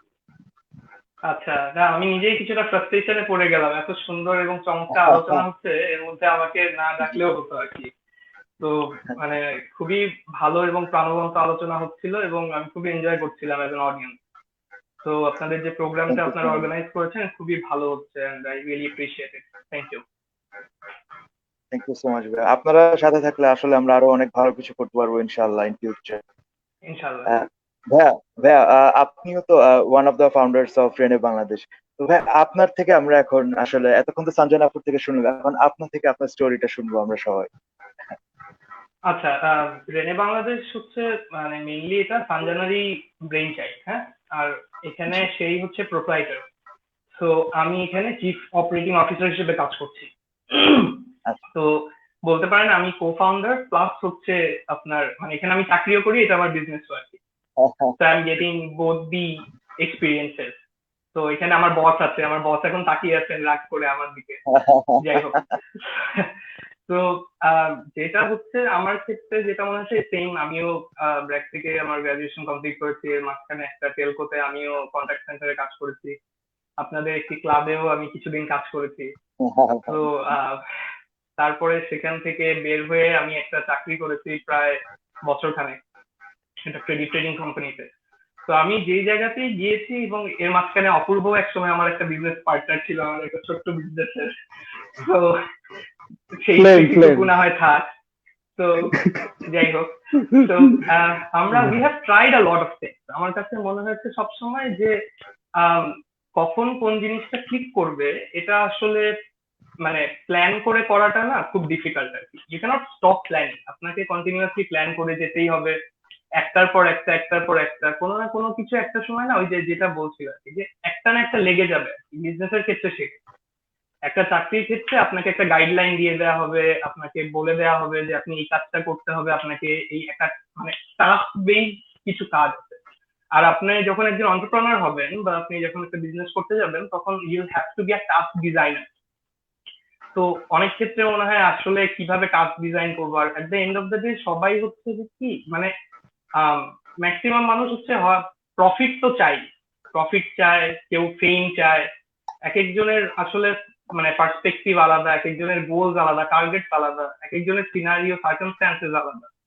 এবং বাইরে থেকে দেখতে অনেককে অনেক মানে ভালোই মনে হয় যে হ্যাঁ এটা তো ভালো করে ফেললো, এটা তো এই করে ফেলেছে, এটা তো সেই করে ফেলেছে, মানে যেটাকে বলে আর কি ফেসবুকীয় ভাষায় রিয়েল পিকটা ইজ ভেরি ডিফারেন্ট। তো মানে চাকরিজীবীরা যখন মাসটা শেষ হয় আনন্দ, আচ্ছা 5 তারিখ বা আচ্ছা 1 তারিখ বেতনটা তো ঢুকবে, আর আমাদের তো আয় হায় বিলটা দিতে হবে, বেতনটা দিতে হবে। তো দ্যাট ইজ কোয়াইট ডিফারেন্ট। তো আপনারা যে আলোচনাগুলো করছিলেন সেগুলো খুবই ভালো লাগছিল আমার এক্সপিরিয়েন্সে। আমার কাছে যেটা মনে হয়েছে যে যখন আপনি কিছু একটা করতে চান আপনি সেটা মানে ইউ হ্যাভ টু স্টার্ট। হ্যাঁ, আপনার যদি ভালো না লাগে একটা সার্টেন টাইম অফ মানে একটা সার্টেন টাইম যাওয়ার পরে আপনার যদি মনে হয় যে না I am not enjoying this task anymore, you leave it and you start something else because life is too short. আপনি মানে আজকে আপনি 5 বছর আপনার চাকরিকে দিয়েছেন, আপনি এখন বলতে পারেন না যে আমি 5 বছর দিয়ে দিয়েছি, এখন তো আমার আরেকটা ভালো জায়গায় যাওয়ার কথা ছিল, কিন্তু আমি এখন ছেড়ে দিয়ে এটা করতে চাই, এটা করতে চাই, এখন কিছু টাকা পয়সা হইলো করে দেখি না। আপনার যদি ভালো লাগে চাকরিটা করতে আজীবন আপনি চাকরিটা করেন না, এটাতে কেউ ইয়া করছে না। একটু আগে যে স্কেচের একটা কোয়েশ্চেন আমি জাস্ট ফেসবুক লাইভ দেখছিলাম, তো স্কেচের একজন ইয়া করছিলেন। তো আপনার যদি মনে হয় যে আপনি আপনার লাইভলিহুডটাকে আপনি স্কেচ করেই আপনি চালাতে পারবেন, you should go for it. কিভাবে আপনি যাবেন এটা হচ্ছে যে ধরেন এখন তো সবাই বলে হ্যাঁ ফেসবুকে যান, ফেসবুকে দেন, বা ওই যে বলছে ইউটিউব দেখে শিখছি। এখন তো আমাদের চ্যানেলস এর অভাব নাই। আমরা যে টাইমে স্টার্ট করেছি সেই টাইমে ফেসবুকে একটা অ্যাড দেওয়াও মানে মারাত্মক কঠিন ব্যাপার ছিল। মানে 5 বছর আগের সময় এখনকার সময় আলাদা, আজ থেকে আরো 20 বছর আগে যারা বিজনেস করেছেন তাদের আরো অন্য সমস্যা ছিল। এখন তো অনেকেই আসছে, মানে ট্রেডিং করা এক ধরনের, ম্যানুফ্যাকচারিং এক ধরনের, মানে এন্টারপ্রেনারশিপ কোয়ালিটি মানে থাকতেই হবে বা না থাকলেই হবে না, বা কোনো ক্যারিজমেটিক ক্যারেক্টার মানে কোয়ালিটি থাকতেই হবে নেসেসারি না, বিকজ আপনি জানেন না যে কখন কোন জিনিসটা ক্লিক করে যাবে। So you have to keep trying until something click. এক আরেকটা জিনিস হচ্ছে যে মানে ইউ মাস্ট ড্রিম বিগ, ঠিক আছে, কিন্তু আপনার একটা থ্রেশহোল্ডও ঠিক করে নিতে হবে যে এইটুকু থ্রেশহোল্ডে আমি থাকবো, বা এইটুকু থ্রেশহোল্ডে I will be satisfied. Threshold আপনি মেনটেন করে কোনোভাবে, তারপরে ইউ ড্রিম বিগ। আপনার প্রথম দিনে একটা বিএমডাব্লিউ কিনবো দেখে আমি বিজনেস শুরু করব, সেটা দরকার নেই। আপনি একটা ন্যানো কেনার স্বপ্ন থেকে বিজনেসটা শুরু করেন, আপনি মাথায় রাখেন যে হ্যাঁ বিএমডাব্লিউ হবে আমার, বাট আগে একটা চিন্তা করেন যে বিজনেসটা করে আমি আমার ফ্যামিলিকে একটু সাপোর্ট করবো। আমি একটা 21 ইঞ্চি বা এখন তো 32 ইঞ্চি বোধ হয় মোটামুটি কম দাম, 32 ইঞ্চি একটা টিভি আমি কিনে একটা গিফট দিব আমার ফ্যামিলি মেম্বারের। কারণ ছোট ছোট গোল সেট করে আস্তে আস্তে করে ইউ গ্রো বিগ, বাট মানে keep moving forward, that's it. মানে থেমে যাওয়ার ইয়া নেই। আমাদেরও তো মানে কষ্ট হয়, খারাপ লাগে, মানে মাঝে মধ্যে মনে হয় সব ছেড়ে ছুড়ে দিয়ে দেই, বাট মানে এট the end of the day you'll have to motivate yourself. মানে বাইরে থেকে অনেক মোটিভেশনাল স্পিকার থাকবে, ইউটিউব দেখি আমরা, বিভিন্ন জিনিস দেখি, but you must have self motivation to go. Thank you very much, thank you very much Naimul ভাই, আসলে খুব ইন্সপিরেশনাল ছিল। এখন রিয়েলি থ্যাংক ইউ, মানে খুব কম সময়ের মধ্যে আমাদের ইনভিটেশনটা অ্যাকসেপ্ট করার জন্য এবং আমাদের সাথে আজকে জয়েন করার জন্য সারপ্রাইজ গেস্ট হিসেবে। Thank you very much Naimul ভাইয়া। Pleasure is all mine, and it's nice seeing Apurba, Sanjana. Thank you Shihab. Thank you, thank you very much ভাইয়া। আমরা আমাদের একটা কোয়েশ্চেন আসে, মডারেটর কোয়েশ্চেনটা আনো। আচ্ছা, if you have to give one advice to future entrepreneurs, what will it be? ভাইয়া আপু, আপনাদের থেকে একটা সাজেশন চাচ্ছে ফিউচার এন্টারপ্রেনার্সদের ব্যাপারে। যে কোনো একটা অ্যাডভাইস আপনারা দিতে চান, একটা অ্যাডভাইস। জি। হ্যাঁ, আমি একটাই দিই, সেটা হচ্ছে গিয়ে পেশেন্স, ধৈর্য থাকতে হবে, অসম্ভব ধৈর্য থাকতে হবে। এটা আপনি কাজ শুরু করেন, আস্তে আস্তে আপনার ধৈর্যটা আরো লেভেল বাই লেভেল বাড়তে থাকে, বাট অনেক ধৈর্য লাগে। বিকজ আমরা 5 বছর বলছি, অনেক, এটা তো আসলে 5 বছর খুব কুইকলি যায়নি। বিভিন্ন ফেজ পার করে, বিভিন্ন ফ্রাস্ট্রেশন পার করে, বিভিন্ন টেনশন আমরা মানে এগুলো সব পার করতে আপনার অনেক ধৈর্য লাগে। আপনার ফ্যামিলি একদিন আপনার এগেইনস্টে চলে আসবে, বলবে না এই বিজনেস বন্ধ করে, এটা হচ্ছে না, you are not doing well. আপনার ফ্রেন্ডসরা আপনাকে ডিমোটিভেটেড করতে পারে যে না, ইচ্ছে চাকরি করলেই ভালো করতা। এরকম অনেক ধরনের আপনার বিজনেসের মধ্যে অনেক প্রবলেম আসতে পারে। যেমন ধরেন এই যে প্যান্ডেমিক একটা সিচুয়েশন যাচ্ছে, তো এইটা আসলে এন্টারপ্রেনারদের জন্য ইটস আ হিউজ চ্যালেঞ্জ। আপনি ওয়ার্ল্ড ওয়াইড দেখতে পারবেন যে এখন বেকারত্বের সংখ্যা কিন্তু অনেক বেড়ে যাচ্ছে। হ্যাঁ, আমরা যেমন আমাদের ফ্যাক্টরিতে আমরা চিন্তা করছিলাম যে আমরা কিভাবে ইয়ে করবো, মানে এতগুলো এমপ্লয়ি আমরা রাখবো কিভাবে। তো আমরা আসলে আমাদের ওয়ার্কাররাও অসম্ভব টেনশনে আছে যে কতদিন, কারণ ম্যাক্সিমাম ফ্যাক্টরিজ আর ক্লোজড। হ্যাঁ, তো ওরা চিন্তা করছে যে আমরা কি মানে কতদিন আমরা ওদেরকে রাখতে পারবো। তো আমরা আসলে মার্চ থেকে এটা একটা ডিসাইড করেছি, ওদেরকে বলা আছে যে মোটিভেট করার জন্য ওদেরকে, যে 6 মাস পর্যন্ত আমরা কাউকে টার্মিনেট করবো না, 6 মাস পর্যন্ত আমরা স্যালারি দিয়ে যাবো, আমরা ওইভাবে কাজ করতে থাকবো। তো এই যে আমিও আসলে জানি না যে 6 মাস পরে আসলে কিভাবে চলবে, বিকজ আমাদের সেলস বা রেভিনিউ যেভাবে আমাদের পিক করছিল বা যেভাবে যাচ্ছিল, এখন তো আসলে ভাবে হচ্ছে না। আবার প্যান্ডেমিকটা সম্পর্কে আমি কিছুই জানি না। তো এখন আসলে ধৈর্য ধরে বসা থাকা ছাড়া আমাদের আসলে কোনো অপশন নাই কিন্তু। বিকজ আপনি দেখবেন WHO আজকে এটা বলছে, কালকে এটা বলছে, আমরা প্রতিদিন নতুন নতুন ইনফরমেশন শুনছি। তো এগুলোর সাথে কোপ করার জন্য ইউ নিড পেশেন্স। আপনার সাস্টেইন করার জন্য ইউ নিড পেশেন্স। আপনার সামনে এগিয়ে যাওয়ার জন্য ইউ নিড পেশেন্স। তো আমি বলবো এটা একটা quality, you must have that. এটা আপনার চর্চা করে হোক বা যেভাবেই হোক, আপনাকে এই জিনিসটা আপনার ইন্টারনালাইজ করতে হবে যে you must have this patience. So এইটার কথা আমি বলবো। Thank you. আমি জাস্ট সঞ্জনের সাথে একটা পয়েন্ট অ্যাড করি। হ্যাঁ, আমারটা হচ্ছে আরেকটা পি আর কি। হ্যাঁ, ওটা হচ্ছে প্যাশনটা রাখবেন আর কি। পেশেন্স প্লাস হচ্ছে প্যাশনটা যদি না থাকে তাহলে কিন্তু আলটিমেটলি অনেকে দেখা যায় আমরা হুজুগে পরে অনেক কিছু কিন্তু করে ফেলি। হ্যাঁ, যে দেখলাম যে হ্যাঁ এইটা তো ভালো চলতেছে, ও পারতেছে, আমিও পারবো, আমিও করে ফেললাম, কিন্তু ওই প্রোডাক্টটাতে বা ওই বিজনেসটাতে আপনার প্যাশনটা আছে কিনা ওইটা আপনি আগে দেখেন।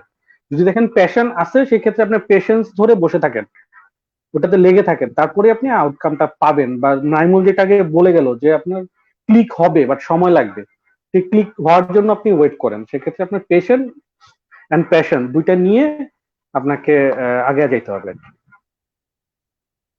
শিওর ভাই, আসলে মানে ভাইয়া যেটা বললো যে প্যাশনের ব্যাপারটা, মানে এখন যে প্যান্ডেমিক সিচুয়েশন, মানে এটা আসলে যারা এন্টারপ্রেনার্স আছে তাদের জন্য খুব মানে বলতে পারেন অগ্নি পরীক্ষা।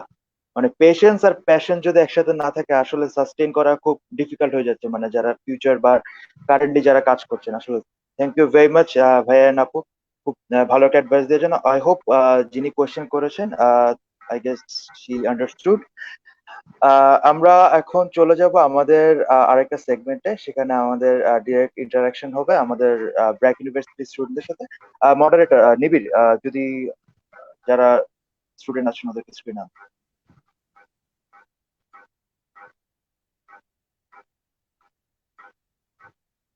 আচ্ছা, আর একটা কোয়েশ্চেন আছে যে Shadab Sadman, a question to both Bhaiya and Apu. According to you, what do you think MNCs will be looking for in their new recruits after the pandemic ends?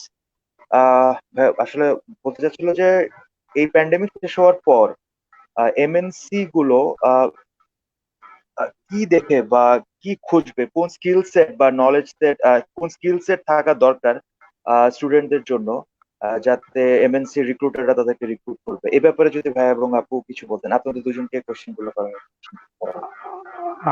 আচ্ছা, আমি একটু বলি, যেটা হচ্ছে যে এখন আমরা যেটা দেখতেছি যে ওয়ার্ক ফ্রম হোম যেটা, হ্যাঁ, এটা কিন্তু অনেক, এখন প্র্যাকটিসটা অনেক বেশি শুরু হয়ে গেছে এমএনসি গুলিতে, বিশেষ করে যে যাদের আপনার প্রভিশন আছে যে ওয়ার্ক ফ্রম হোম করতে পারে।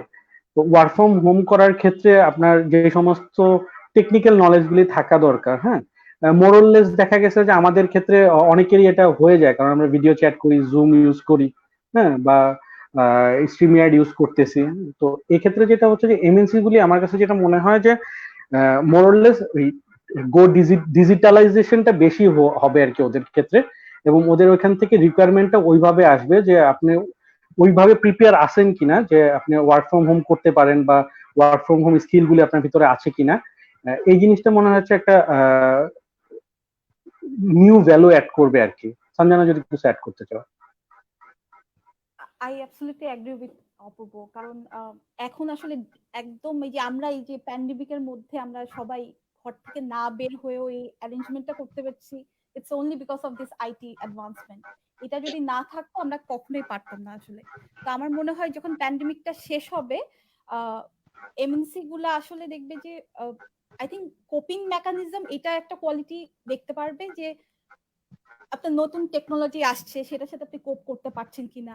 হ্যাঁ, লার্নিং স্কিল গুলা এখন আমি যেমন দেখলাম যে ডিউরিং এই প্যান্ডেমিকের সময়টাতে আপনি দেখবেন যে হার্ভার্ড বিজনেস রিভিউ এরকম অনেক অনলাইন ট্রেনিং, অনেক স্কিল ডেভেলপমেন্ট ট্রেনিং, এগুলো অনেক ফ্রি কিন্তু আপনি অনলাইনে পাচ্ছেন, যেগুলো সবাই কিন্তু খুলে দিচ্ছে। আগে যেগুলো আপনার অনেক টাকা দিয়ে অনেক ডলার খরচ করে ট্রেনিং গুলা করতে হতো, এখন আপনি অনলাইনে সার্চ দিলে ওই ট্রেনিং গুলা করতে পারছেন। ওটার মাধ্যমে আপনি স্কিল ডেভেলপ করার, এই যে এখন ঘরে বসে আসলে এই সময়টা কাজে লাগানোর একটা মানে খুব ভালো একটা সুযোগ আছে। তো আপনি যদি এই জিনিসগুলা থেকে আপনার স্কিলটা ডেভেলপ করতে পারেন, আই থিঙ্ক যখন এগুলো সব শেষ হবে, স্টেবল হবে, আপনি যখন এমএনসি তে ব্যাক করবেন বা আপনি জবের জন্য ইয়ে করবেন, তখন দেখবেন যে আসলে ওরা এই কোয়ালিটি গুলাই খুঁজছে।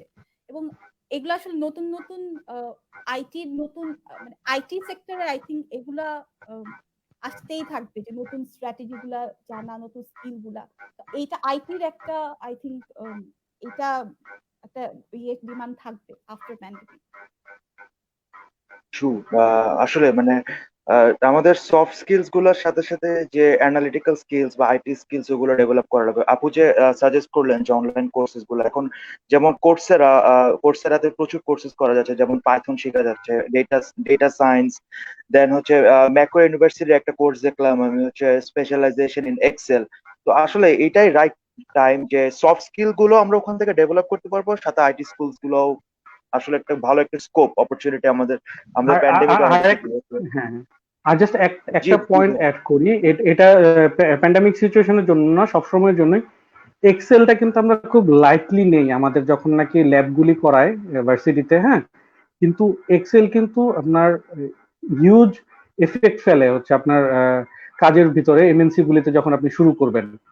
হ্যাঁ, যেমন আমার ক্ষেত্রে যদি আমি বলি, যে যেটা হচ্ছে আমাকে কাজ দিছে সেটা ওই ইউটিউবে দেখে, ফোন করে কারো ফ্রেন্ডরা যারা ভালো পারতো, কেমনে করিস, ফর্মুলা কেমনে দিব, ভার্সিটিতে শেখানোর চেষ্টা করছে, যাক ওখানে ফাঁকিবাজি করছি, এখনো অনেকেই করেন, হ্যাঁ, বাট যেটা বলবো যে আপনাদের আইটি রিলেটেড একটা মনে হয় কোর্স থাকে, ওইটাতে এক্সেল এর যে পার্টটা থাকে, বেসিক যে জিনিসগুলি আছে, ফর্মুলাগুলি, ওইটা একটু সিরিয়াসলি করেন, কারণ এক্সেলটা কিন্তু আপনাকে অনেক কাজে হেল্প করবে আপনি যখন অনেক নাকি কাজ। যে কোনো এমএনসি গুলিতে যাবেন শুরুতে, কারণ ওখানে ডেটা নিয়ে অনেক কাজ করতে হয়, এবং ওই ডেটা দেখেই হচ্ছে আপনাকে ডিসিশন নিতে হবে যে আপনি কি করবেন।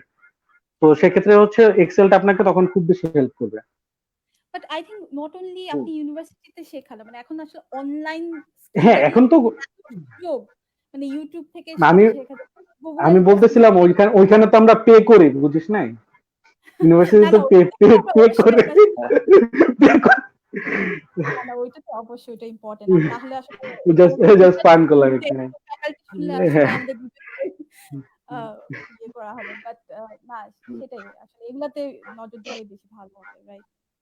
না আসলে মানে এখন মানে টাইমটা আসলে আমরা এত অ্যাংজাইটি এবং প্যানিকের মধ্যে কাটাচ্ছি, আসলে এসবের ফোকাস অনেক সময় করা হয় না, বা যখন করি আসলেই মানে খুব টাইমটা আসলে অনেক খারাপ যাচ্ছে আমাদের সবার সাথে। আচ্ছা আপু, আপনার কাছে একটা কোয়েশ্চেন ছিল। কিছুদিন আগে আপু আপনি প্রবাবলি ইউএসএ গিয়েছিলেন, মেবি রিলেটেড টু একটা এন্টারপ্রেনারশিপ কনফারেন্স, অথবা আপু এই ব্যাপারে যদি আমাদের কিছু বলতেন, আপনার এক্সপেরিয়েন্সটা বা আপনার। আচ্ছা, এটা আমি গত ডিসেম্বরে আমি এরকম ইউএস এমবাসি ঢাকা থেকে একটা মেইল পাই আমেরিকান সেন্টার থেকে, যে আপনাকে এখন সিলেক্ট করা হয়েছে আইভিএলপি নামক একটা ট্রেনিং এ, যেটা department of state of USA.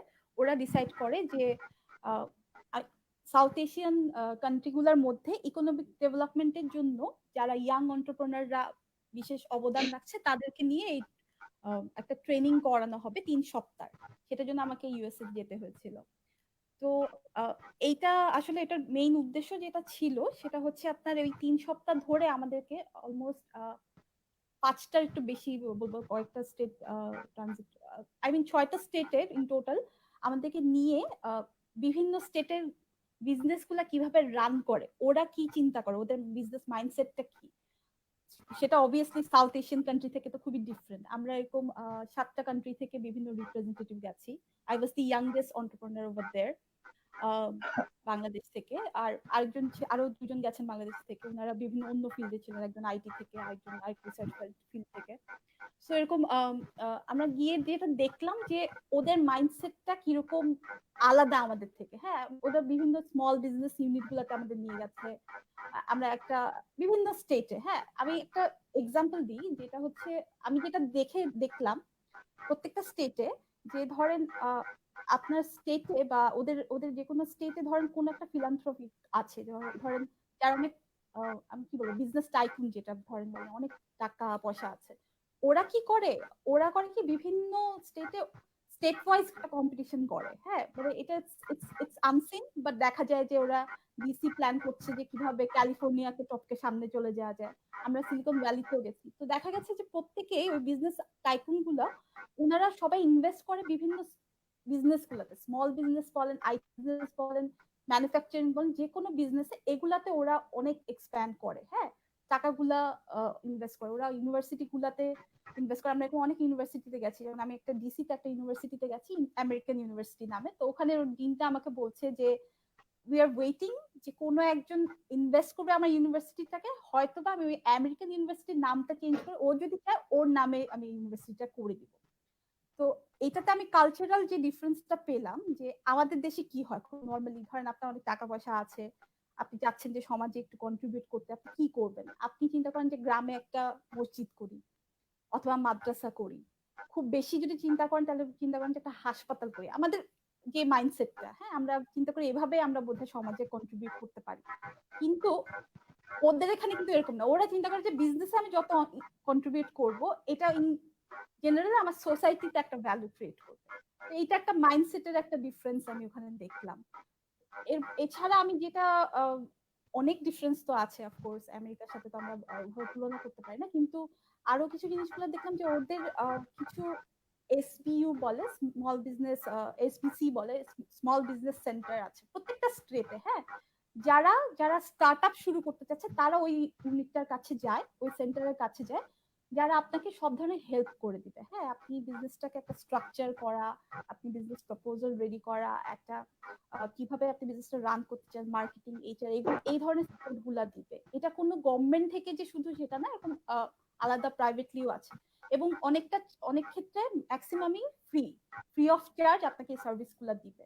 এখন ধরেন আমি যখন বিজনেস শুরু করেছি, বা এখন নতুন একটা স্টার্ট আপ যখন বিজনেস শুরু করে, আমাদের দেশে কিন্তু এই ফ্যাসিলিটিস গুলা নাই।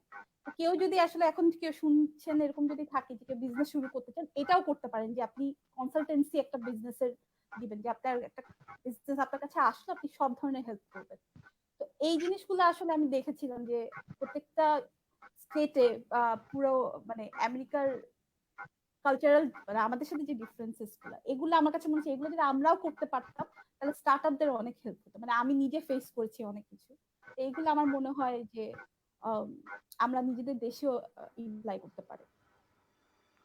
এক্স্যাক্টলি আপু, আপনি যেটা বললেন যে মানে ওখানকার যে এনভায়রনমেন্ট, ওটা আসলে মানে তারা যেভাবে নতুন স্টার্ট আপ বা নতুন যারা বিজনেস করতেছে তাদেরকে যেভাবে এনকারেজ করছে। আপু আমার একটা এক্সপিরিয়েন্স আমি শেয়ার করব। লাস্ট ইয়ার আমি থাইল্যান্ড গিয়েছিলাম গ্লোবাল এন্টারপ্রেনারশিপ বুট ক্যাম্পে।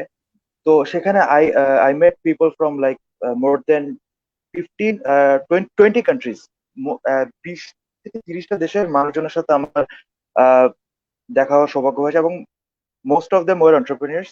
এবং আমি খুব অবাক হলাম যে আমাদের পাশের দেশ ইন্ডিয়া বা নেপালে, ওখানে যেভাবে যে ইভেন ক্লাস 10 বা 12 পড়ছে এমন স্টুডেন্টরাও তাদের নিজস্ব স্টার্ট আপ আছে, এবং তারা কাজ করতেছে বিভিন্ন মানে সায়েন্স রিলেটেড প্রজেক্ট বানাচ্ছে এবং বিভিন্ন। এবং আমার গ্রুপমেট যে ছিল, ও মানে হি ওয়াজ জাস্ট 16 ইয়ার্স ওল্ড।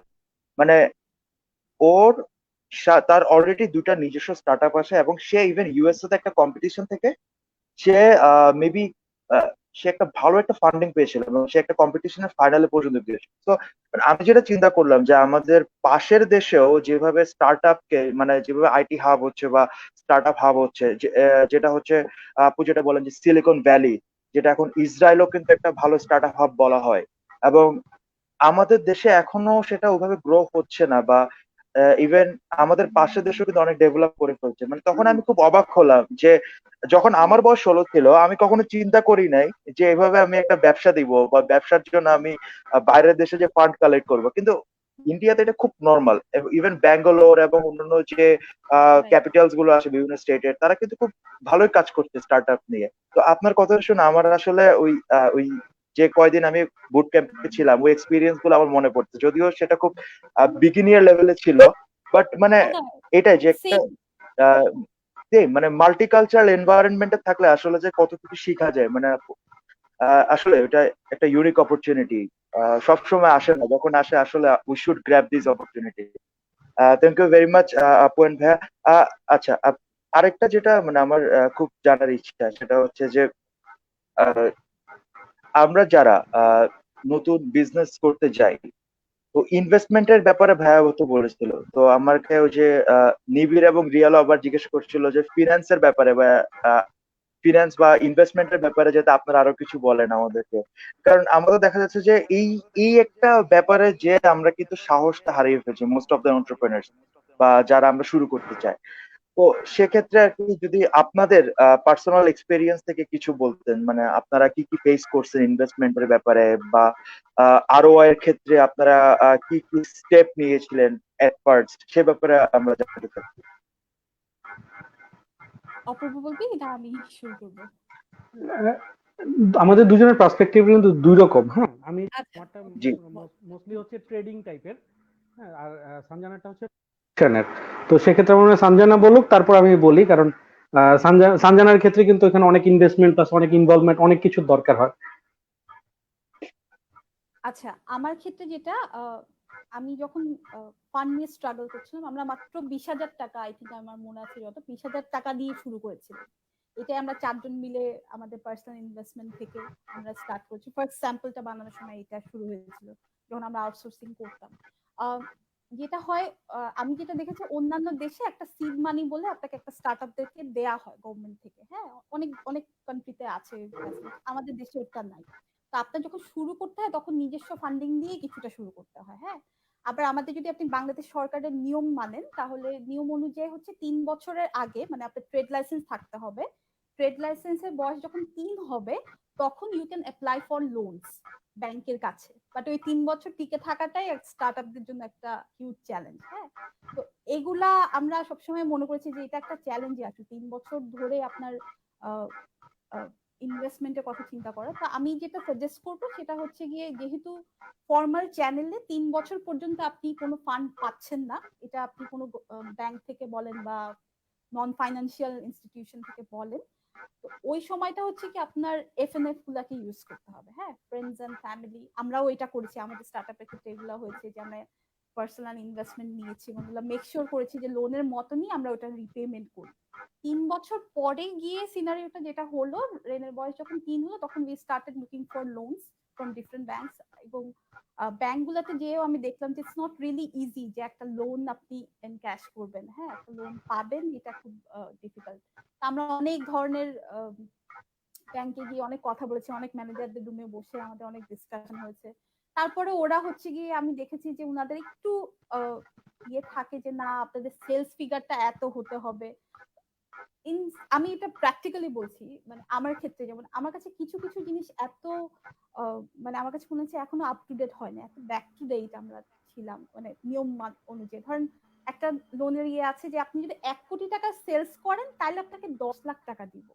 তো আমার কাছে এগুলো খুব অদ্ভুত লাগতো যে আমি যদি 1 কোটি টাকায় সেল করতে পারি তাহলে আমি 10 লাখ টাকার জন্য কেন অ্যাপ্লাই করব। এগুলা কিছু আমাদের গ্যাপস আছে আই থিঙ্ক। এগুলা এখন পলিসি নিয়ে অনেক কাজ করা হয়। আমি নিজেও অনেক আইসিটি ডিভিশন বলেন বা অন্যান্য ডিভিশনে গিয়ে আমি অনেক কথা বলেছি, কারণ স্টার্টের জন্য এগুলো খুব ডিফিকাল্ট। তো এগুলো আসলে আই থিঙ্ক এখন কিছুটা আস্তে আস্তে হয়তো বা পার্সপেক্টিভটা চেঞ্জ হবে। এখন আসলে মানুষ বোঝা শুরু করেছে যে স্টার্টআপ গুলো কি। যেমন আমি যখন শুরু করলাম এটা ই কমার্সে, হ্যাঁ ই কমার্সে বিজনেস, ই কমার্স বলে কোনো অপশনই ছিল না ট্রেড লাইসেন্সে। তো আমাকে আইদার সাপ্লায়ার ম্যানুফ্যাকচারার মানে এরকম আইটি বিজনেসের মধ্যে ক্লিক করতে হলো। এখন আইটি বিজনেসকে আবার আপনি ব্যাংকে যখন যাবেন খুব সহজে লোন পাবেন। আইটি বিজনেসের জিনিসগুলো ব্যাংকের কর্মচারীরা বুঝে না, ব্যাংকাররা অনেকে বুঝে না। আইটি মানে কি, হাওয়ার মধ্যে একটা প্রোডাক্ট। তো এইগুলা আসলে এক্সপ্লেন করা ইটস রিয়েলি চ্যালেঞ্জিং। বাট আমি বলবো যে এগুলো আসলে আপনি যখন বিজনেসটা শুরু করবেন তখন আপনি এই চ্যানেলগুলো কিছু ঠিক করে রাখবেন। যে হতে পারে যে আপনি ট্রেড লাইসেন্সটা খুব তাড়াতাড়ি শুরু করে দিতে হয়, ট্রেড লাইসেন্সটা আগেই খুলে ফেলবেন। হ্যাঁ, আমরা অনেক সময় মানে পেপারসের ঝামেলার জন্য আমি অনেক বিজনেসকে দেখেছি ট্রেড লাইসেন্স নাই, অথচ ধরেন 7 বছর 10 বছর ধরে বিজনেস করছে, ট্রেড লাইসেন্সটা করে দেয়, ট্যাক্সটা দিবে বা ট্যাক্সটা ফাঁকি দিবে এসব অনেক ধরনের চিন্তা ভাবনা করে বা করা হয়নি দেখে করে না। কিন্তু যে 8-10 বছর ধরে আপনি বিজনেস করছেন কিন্তু আপনার ট্রেড লাইসেন্স নাই, আপনি যখন ব্যাংকে যে বলেন, ব্যাংক বলবে আপনার ট্রেড লাইসেন্সে তো 3 বছর হয়নি, আমি আপনাকে কেন লোন দিব। তো এই কিছু জিনিসগুলো এগুলো আপনার আগেই ঠিক করে রাখতে হবে। ট্রেড লাইসেন্স গুলো ঠিক রাখবেন, আপনি একটা ব্যাংকে অ্যাকাউন্ট খুলবেন, আপনার 5 টাকা 10 টাকা 1000 টাকা যত টাকার স্মল অ্যামাউন্টও গুলোও আপনি ব্যাংকে ট্রানজেকশন করার চেষ্টা করবেন।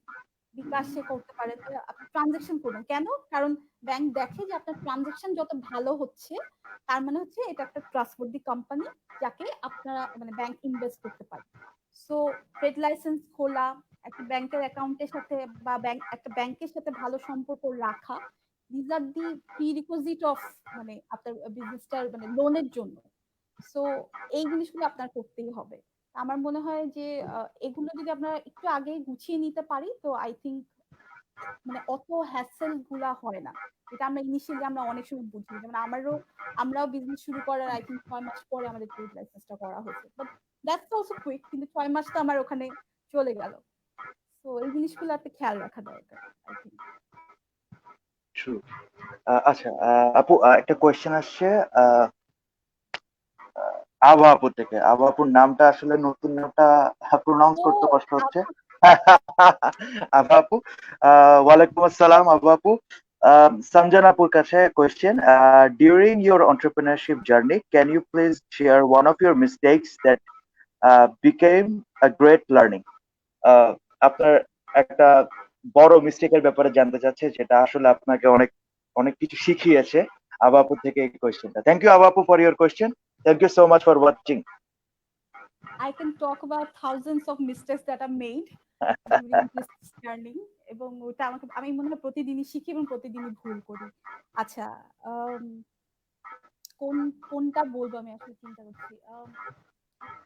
আমাদের সেক্টরটাতে ধরেন একটা কথার বলি, হ্যাঁ? কথাগুলার মানে কি? ডাবল মিনিং কথাবার্তা।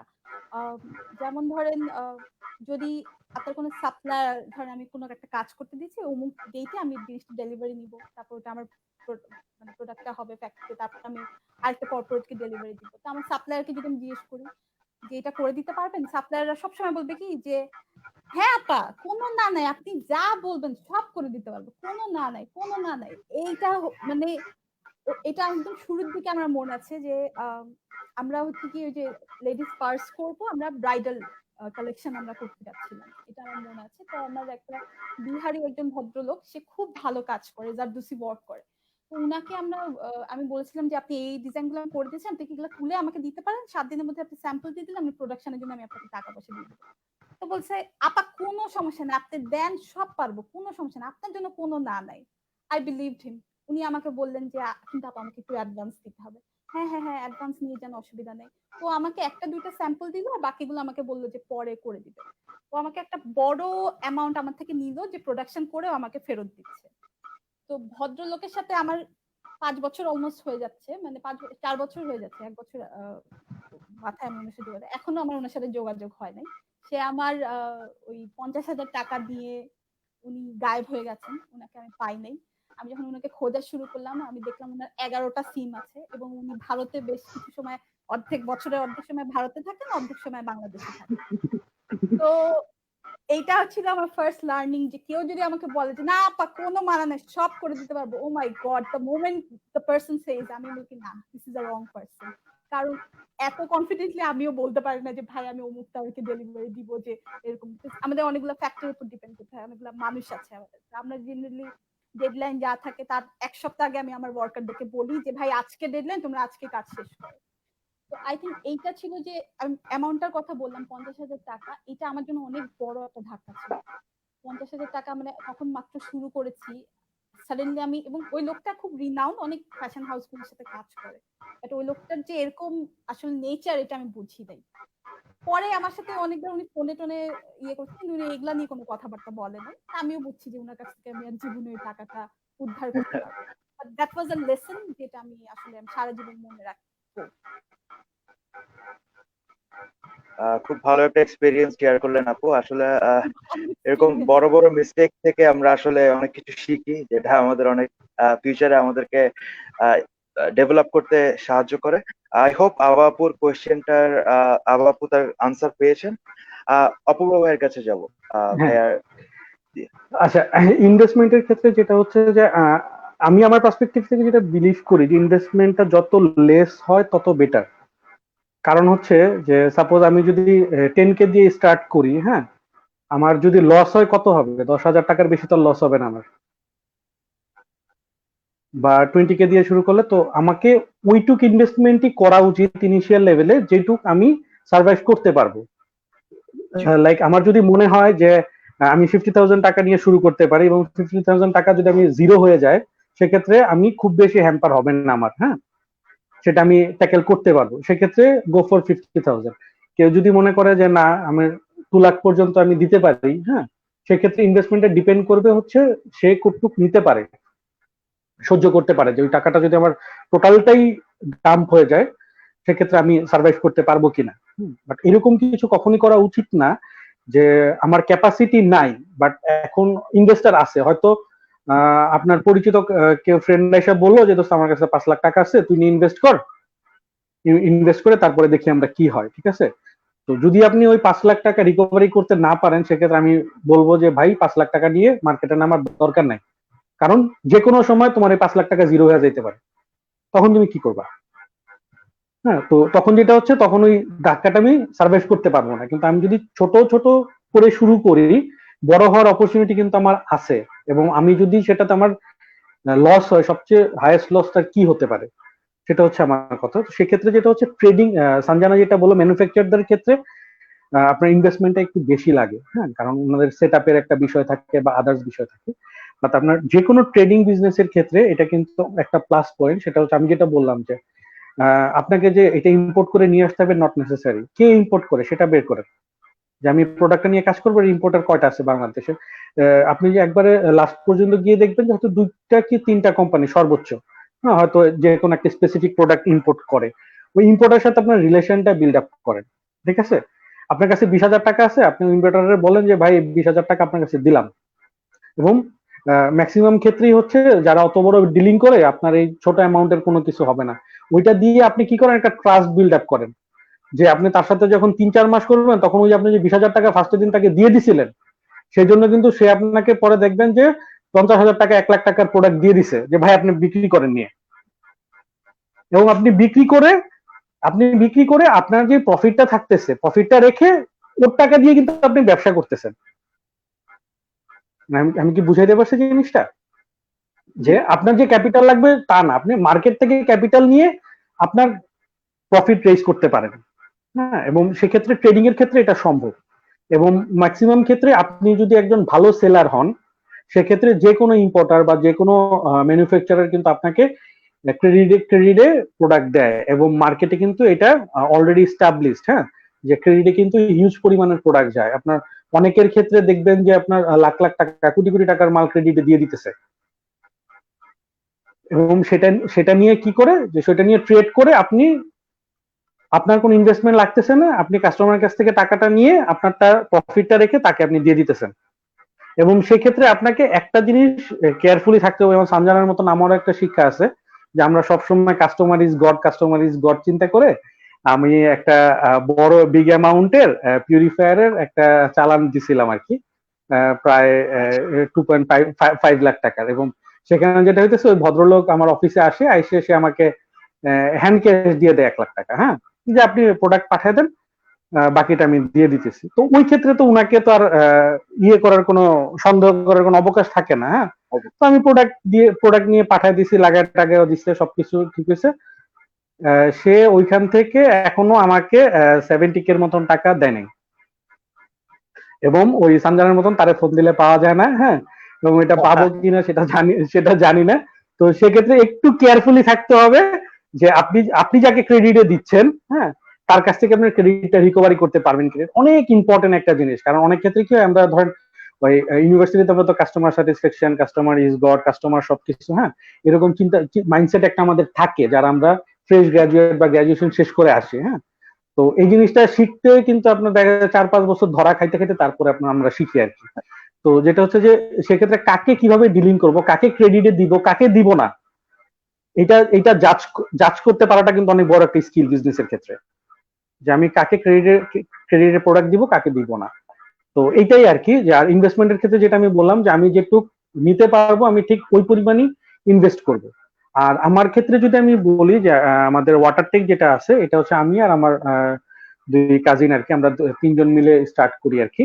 তো সেক্ষেত্রে আমাদের যেটা ছিল যে আমরা ক্যাজুয়ালি আর কি 15,000 টাকা করে 3জনে 45,000 টাকা নিছি এক জায়গায়, নিয়ে বলছি যে কিছু একটা করব। এখন কি করব আমরা জানি না, হ্যাঁ, কিছু একটা করব এরকম অনেক, প্রায় আপনার 70-80 প্রোডাক্ট আমরা স্ক্রিনিং করছি, হ্যাঁ, ব্রেনস্টর্মিং করে যে হ্যাঁ এটা নিয়ে করতে পারি, এটা কারা আনে, কারা বিক্রি করে, কোথায় মার্কেট আছে, করতে করতে করতে করতে এটাতে এসে আমরা আটকাইছি যে না ঠিক আছে, এটা আমরা মার্কেটিং করতে পারবো বা এটাতে আমার অপরচুনিটি আছে। আর পাশাপাশি এখানে আমার আরেকটা লিঙ্ক আপ আছে, যেহেতু আমার লিফটের বিজনেস, মেইন বিজনেস যেটা, সেক্ষেত্রে আমার দেখা গেছে অ্যাপার্টমেন্ট গুলিতে যেখানে আমরা অলরেডি আমি লিফট সাপ্লাই দিছি এবং সার্ভিস দিচ্ছি তাদেরকে, ওই অ্যাপার্টমেন্টের যেই কাস্টমার গুলি আছে যারা থাকে, তারা কিন্তু আরো পোটেনশিয়াল কাস্টমার যদি আমরা ধরি, কারণ আরো পিউরিফায়ারটা একটু এক্সপেন্সিভ, তো দেখা গেছে অনেকেই হয়তো এফোর্ড করতে পারে না।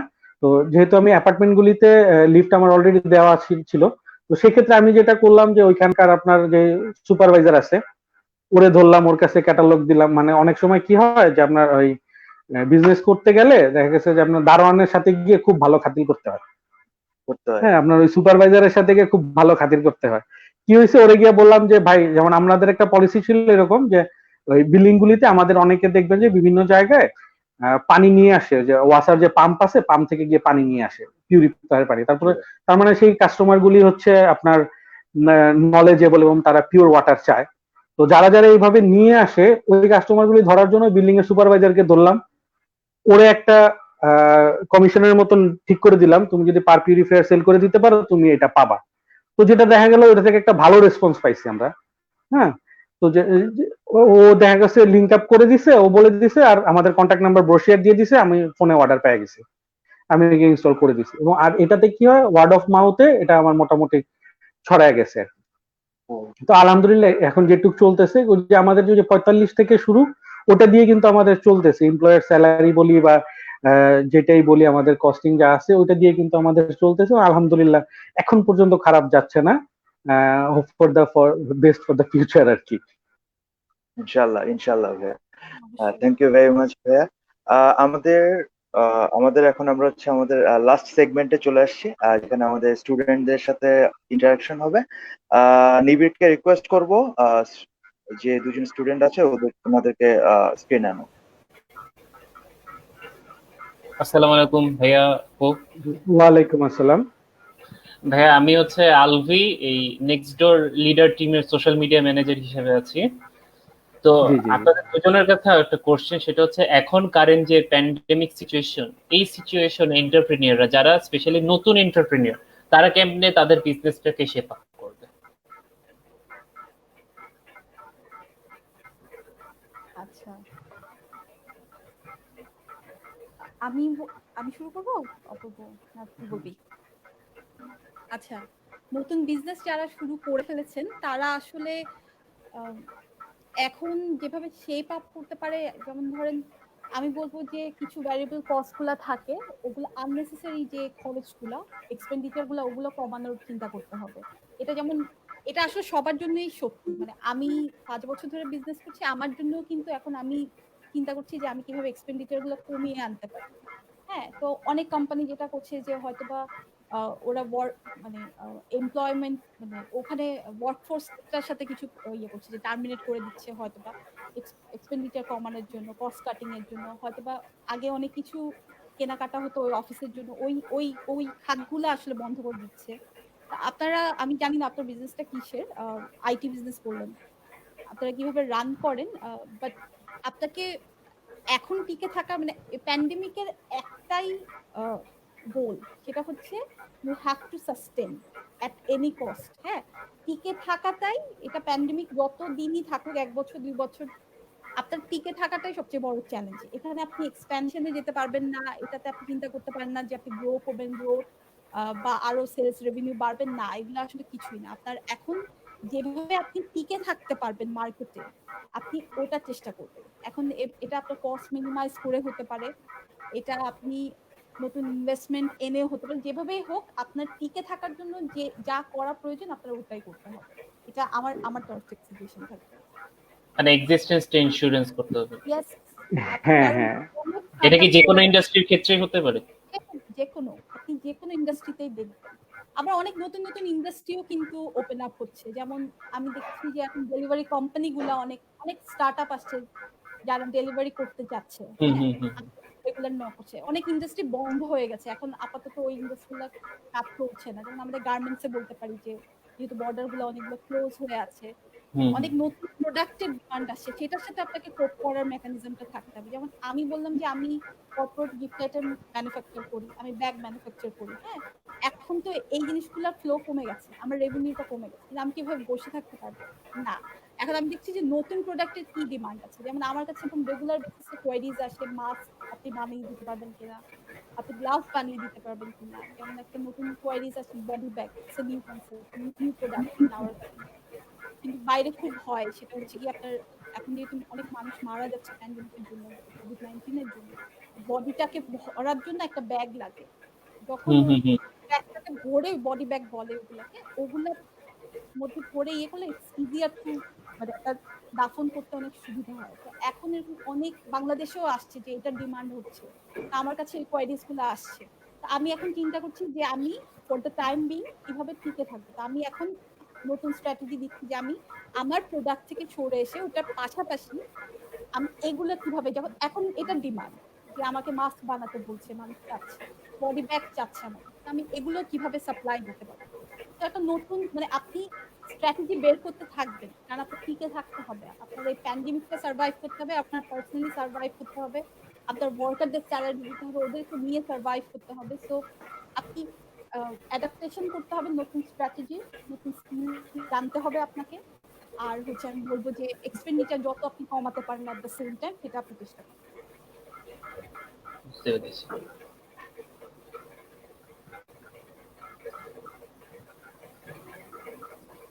আচ্ছা, হ্যালো, I think আমি আমার অ্যান্সারটা পেয়েছি। জি, thank you. Okay, thank you. আসসালামু আলাইকুম। Thank you so much Alvi. ভাইয়া এবং আপু, আমরা একদম শেষ মুহূর্তে চলে এসেছি আমাদের শোয়ে, and thank you very much. It was really a wonderful session এবং খুব ইনসাইটফুল ছিল, and আমরা আসলে গ্রেটফুল টু ইউ গাইজ। এত ব্যস্ততার মাঝেও আপনারা আমাদের সাথে এতক্ষণ সময় দিয়েছেন, অলমোস্ট 1.5 ঘন্টা হয়ে গিয়েছে আমাদের শো এর। Thank you very much Sanjana আপু, thank you very much Apurba আপু, অপূর্ব ভাইয়া। and আমরা উই হোপ যে সামনে আমাদের সাথে থাকবেন ইনশাআল্লাহ, আবার কোনো এক শোতে দেখা হবে আপনাদের সাথে ইনশাআল্লাহ। ইনশাল্লাহ আমরা ওপেন আছি আপনাদের জন্য, সেটা হচ্ছে অনলাইনে হোক, ওভার দ্য ফোন হোক, ফিজিক্যালি হোক। এখন যেহেতু ফিজিক্যাল ডিস্টেন্সটা মেনটেন করে আমরা রাখি, তো যে কারো ক্ষেত্রে হ্যাঁ, যে কোনো সাজেশন বা যে কোনো কিছু করতে চান, হ্যাঁ, আমার সাথে কন্ট্যাক্ট করতে পারেন, সঞ্জনা আছে, নাইমুল আছে, আমাদের সাথে কন্ট্যাক্ট করতে পারেন। সেক্ষেত্রে হয়তো আমরা আপনাকে স্পেসিফিকলি, কারণ এখানে তো আমরা ব্রডলি কথা বললাম, হয়তো আপনি স্পেসিফিক কোনো প্রোডাক্ট নিয়ে আসলে হয়তো আমরা সাজেস্ট করতে পারবো যে হ্যাঁ আপনি এটাতে যান বা যাবেন না, বা গেলে কিভাবে যাবেন, এই সাজেশন গুলো আমরা দিতে পারি। এটার জন্য আমরা সবসময় ওপেন আছি আপনাদের জন্য। Thank you.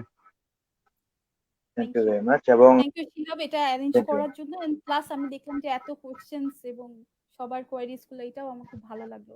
বিকজ এখন আসলে প্যান্ডেমিক সিচুয়েশন, আমরা তো অসম্ভব স্ট্রেস সবাই কম বেশি। তো এই ধরনের সেশন গুলো হলে ঘরে বসে আপনি একটু রিল্যাক্স হতে পারেন যে কে কিভাবে আসলে চিন্তা করছে। তো এই সেশন গুলো আই থিঙ্ক প্রতি সপ্তাহে আপনারা যে নতুন স্পিকারদেরকে আনছেন, এক একজন এক একটা ইন্ডাস্ট্রি থেকে যখন কথা বলেন, আমার মনে হয় এইটা খুব ভালো একটা স্কোপ এখন কারেন্ট স্টুডেন্টদেরকে আসলে আমাদের সম্পর্কে জানা, but at the same time ওরা কি চাচ্ছে, ওদের কি কোয়ারিজ আছে, সেগুলো আমরা বুঝতে পারা। তো এটা ইটস আ ওয়ান্ডারফুল অপরচুনিটি আমি বলবো। So thank you so much. Thank you very much Apon ভাই। আসলে আমাদের এনডিএল টিমের এটাই হচ্ছে আমাদের মেইন গোল, যে creating a bridge between alumni and the students. And জানি না আমরা কতটুকু সাকসেসফুল হয়েছি, ইনশাআল্লাহ আমাদের সামনে আরো শো আছে। এন্ড যারা আমাদের দেখছেন, thank you so much for watching this episode. And আমরা আশা করি সামনে আমাদের সাথে থাকবেন, আমাদেরকে সাপোর্ট করে যাবেন। এন্ড ইয়েস, আমাদের এনডিএল টিমকে থ্যাংক ইউ। অনেকে আছেন আমাদের টিমে, সবাইকে আসলে মেনশন করা সম্ভব হচ্ছে না, তারা অনেক কাজ করছেন। and since it's also a voluntary job, just like clubbing, so thank you very much guys for your hard work, and thanks to everyone. And it will pay inshallah in future. inshallah, and সবাই ভালো থাকবেন, সুস্থ থাকবেন, and stay safe. Thank you. Thank you.